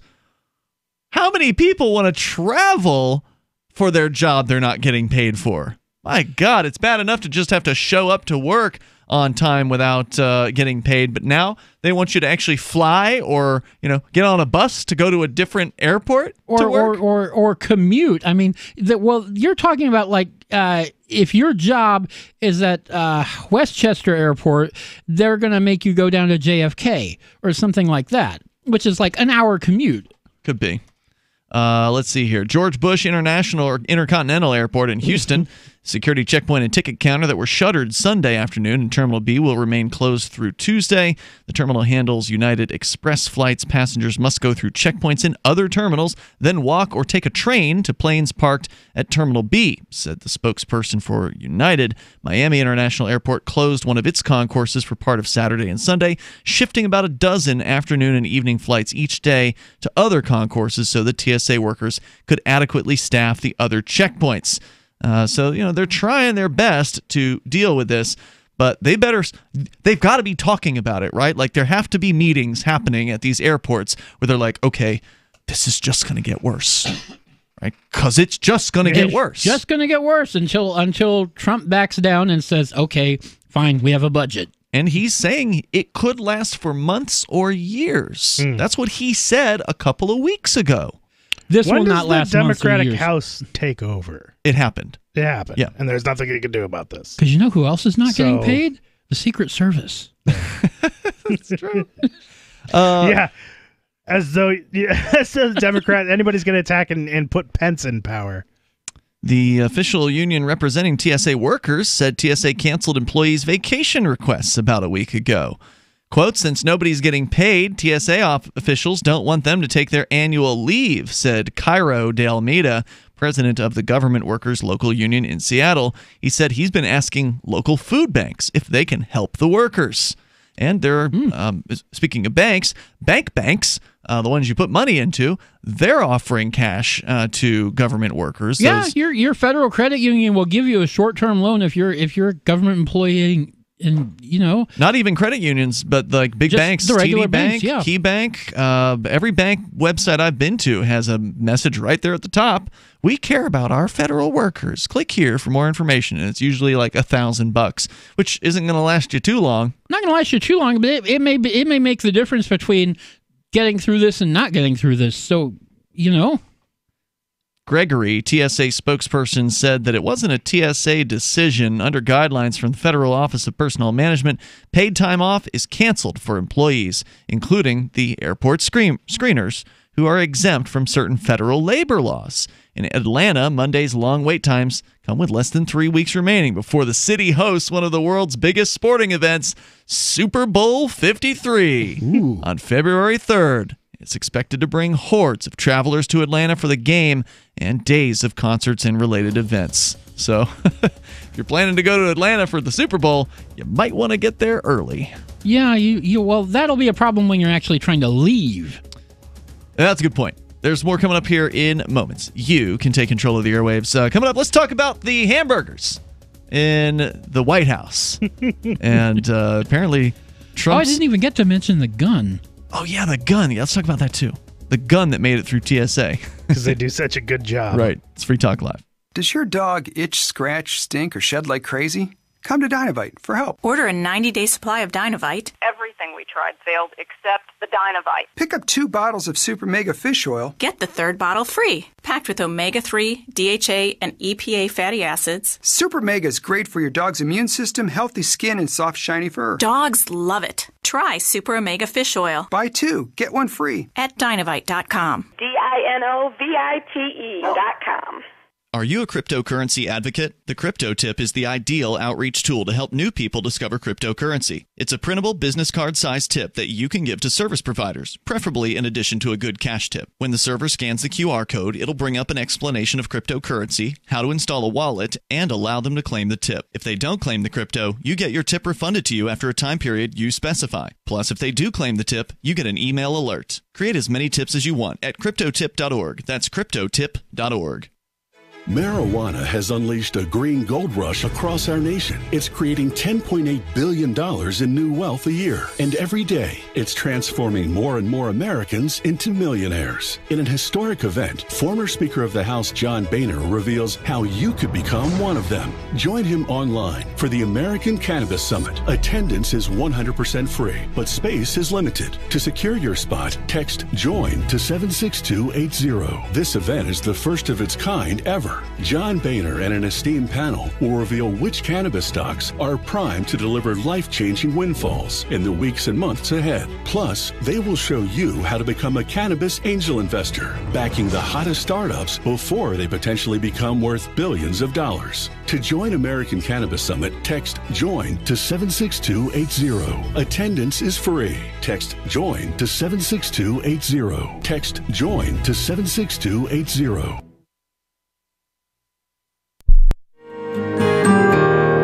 So the protection of life, liberty, and property is what the Free State Project is all about. But it's an effort to move 20,000 people who understand. It's about demonstrating to the entire country that, yeah, we can have a free market, a truly free market. Making it just a freer, great place to live.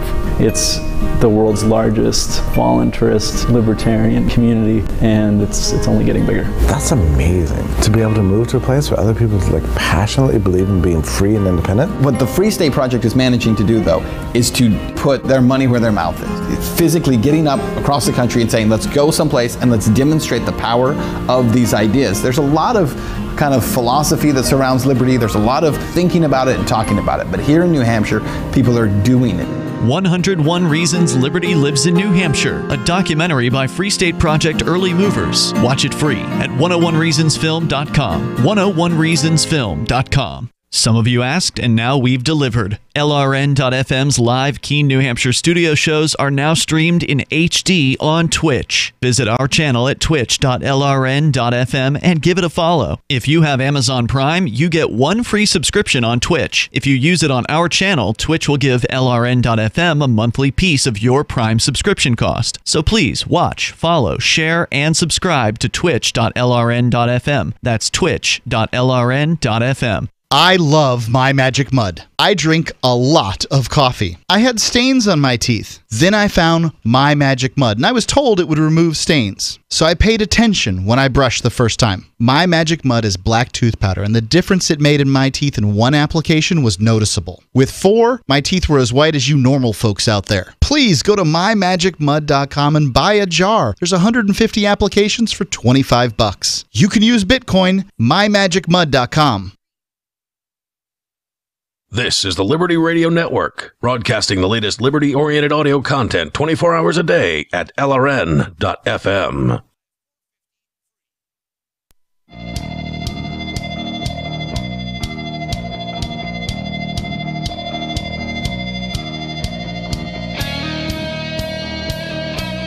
It's Free Talk Live. Dial toll-free here. If you want to join us in these remaining moments, you've got time. The toll-free number is 855-450-FREE. That's 855-450-3733. And if you want to join us for our FCC censor-free version of Free Talk Live, we call it Freer Talk Live because it's not the same show. It's actually a different show because there's no FCC around, which means that we can say more than we could otherwise say. We can't say everything because there's certain rules on Twitch that we have to follow. Twitch is our video streaming platform. You can follow us there over at twitch.lrn.fm. Ian, Michael, and Johnson in the studio tonight. Michael, you've got a story related to the TSA we're going to get to here in a moment about how it is that a gun got through a TSA checkpoint. We'll tell you about that. But first, let's go to the phones, to the fun. We got Sally listening in Washington State to KBKW. Welcome, Sally. You're on Free Talk Live. Yes, I have a different take on this shutdown. I'm a military mother. I'm a Gold Star mother and I'm a Blue Star mother. And I've called your show before, but not in a long time. But Secretary John Kerry made, and President Obama made a deal with Iran. So the thing is Trump canceled that agreement or treaty. And so Iran, you've got John Kerry over there in Iran trying to calm them down because this was not supposed to happen. This is the nuclear deal, right? What's going on in Iran? I'm sorry, I'm not aware. Okay, well, did you know John Kerry's over there, even though he's no longer Secretary of State? He's over there trying to calm down the Iranians because Hillary was supposed to win. You know, she was supposed to carry on Obama's agenda, and Trump has ruined all the plans. And so Chuck Schumer and Pelosi are not going to give up on this shutdown, and neither is President Trump. But I think what John Kerry's doing, being over there, isn't that a form of collusion for this election? They want to pin Russian collusion on Trump. What about Iran collusion with the Clinton campaign and the Obama administration? Because he's over there trying to calm down the Iranians because, see, they had a deal, although they weren't going to quit making nukes, but they had a deal. Do you remember what I'm talking about? No, I have no idea. You're informing me right now. Yeah, during the Obama administration, they supposedly made a deal with Iran that Iran was going to shut down its nuclear weapons program. Okay. And Trump canceled That's that, right. is what you're saying. Right. And then, but see... supposedly Iran had gone back on the deal. He said supposedly Iran had gone back on the deal. That's the claim from Trump? Right. He canceled the deal because it was a bad deal for us, and they never stopped making weapons.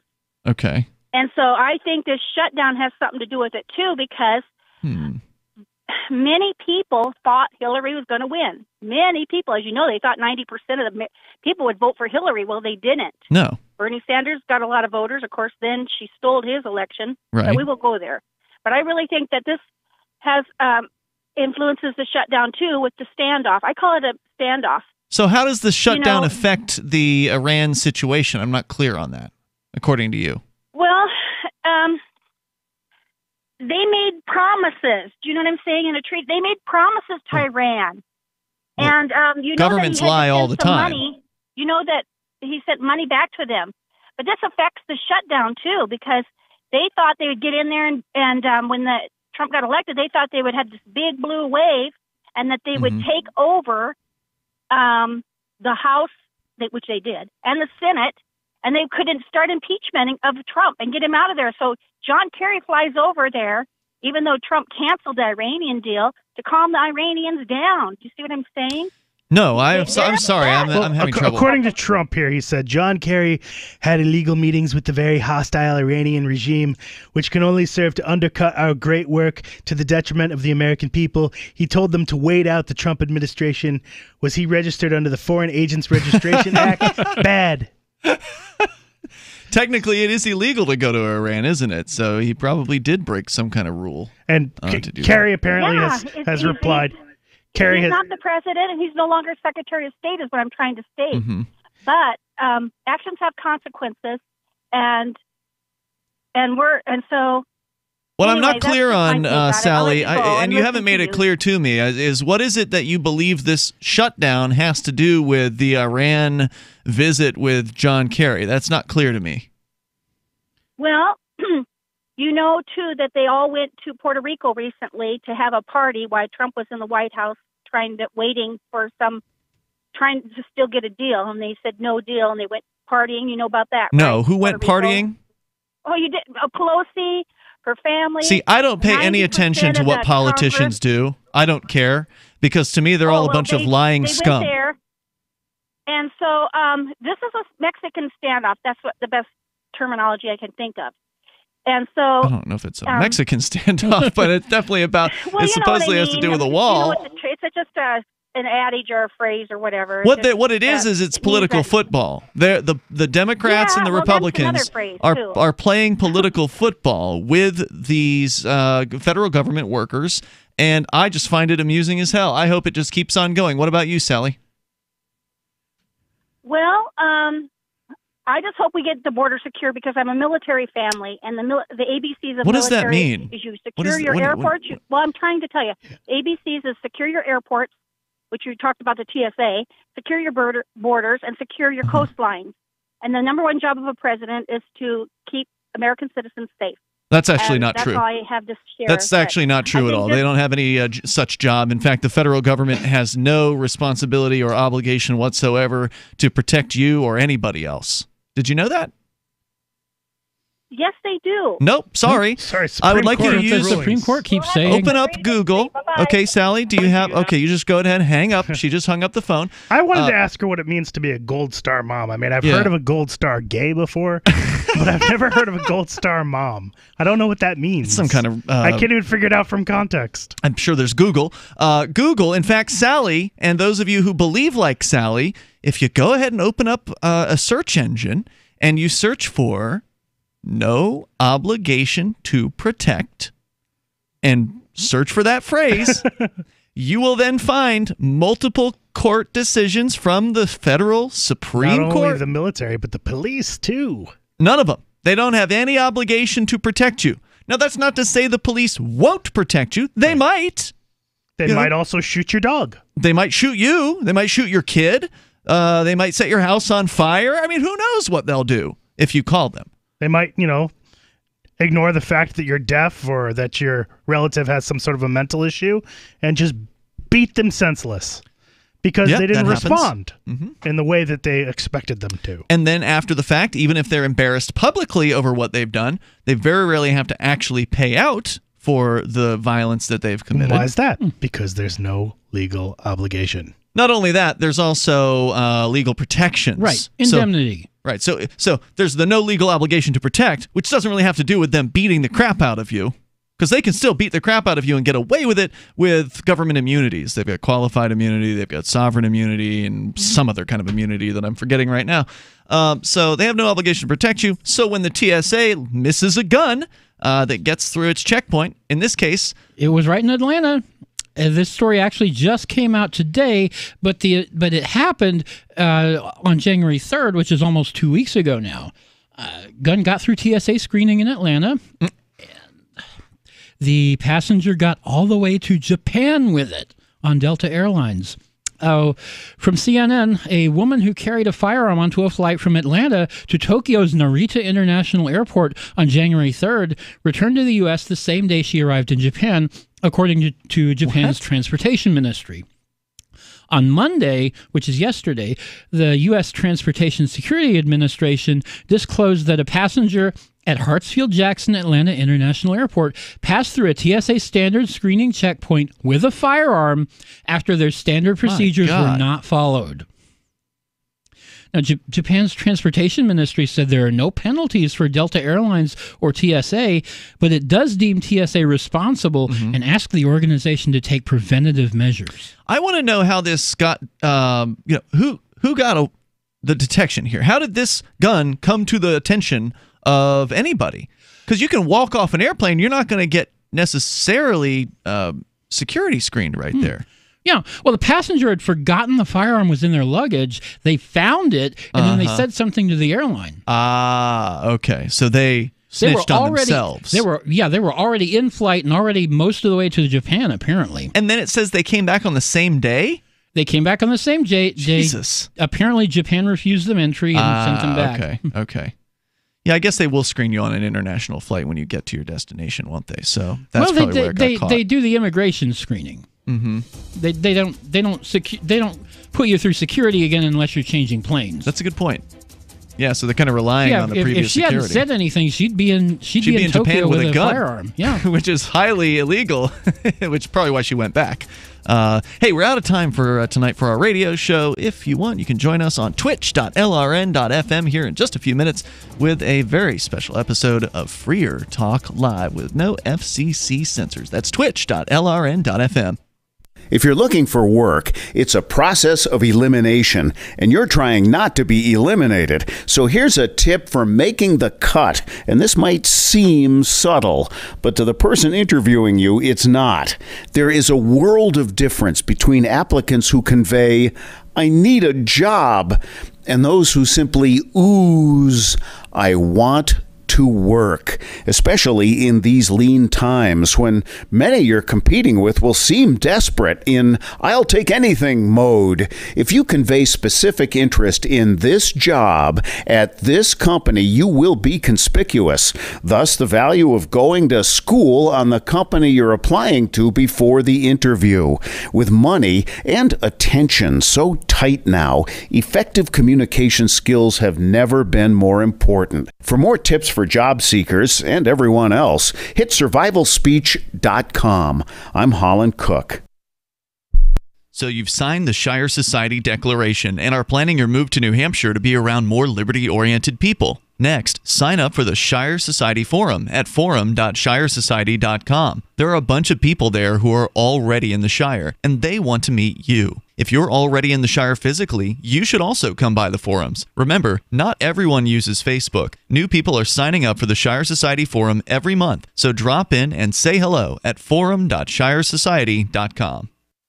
So you've heard all 3 hours of the latest episode of Free Talk Live, and you're still hungry for liberty-oriented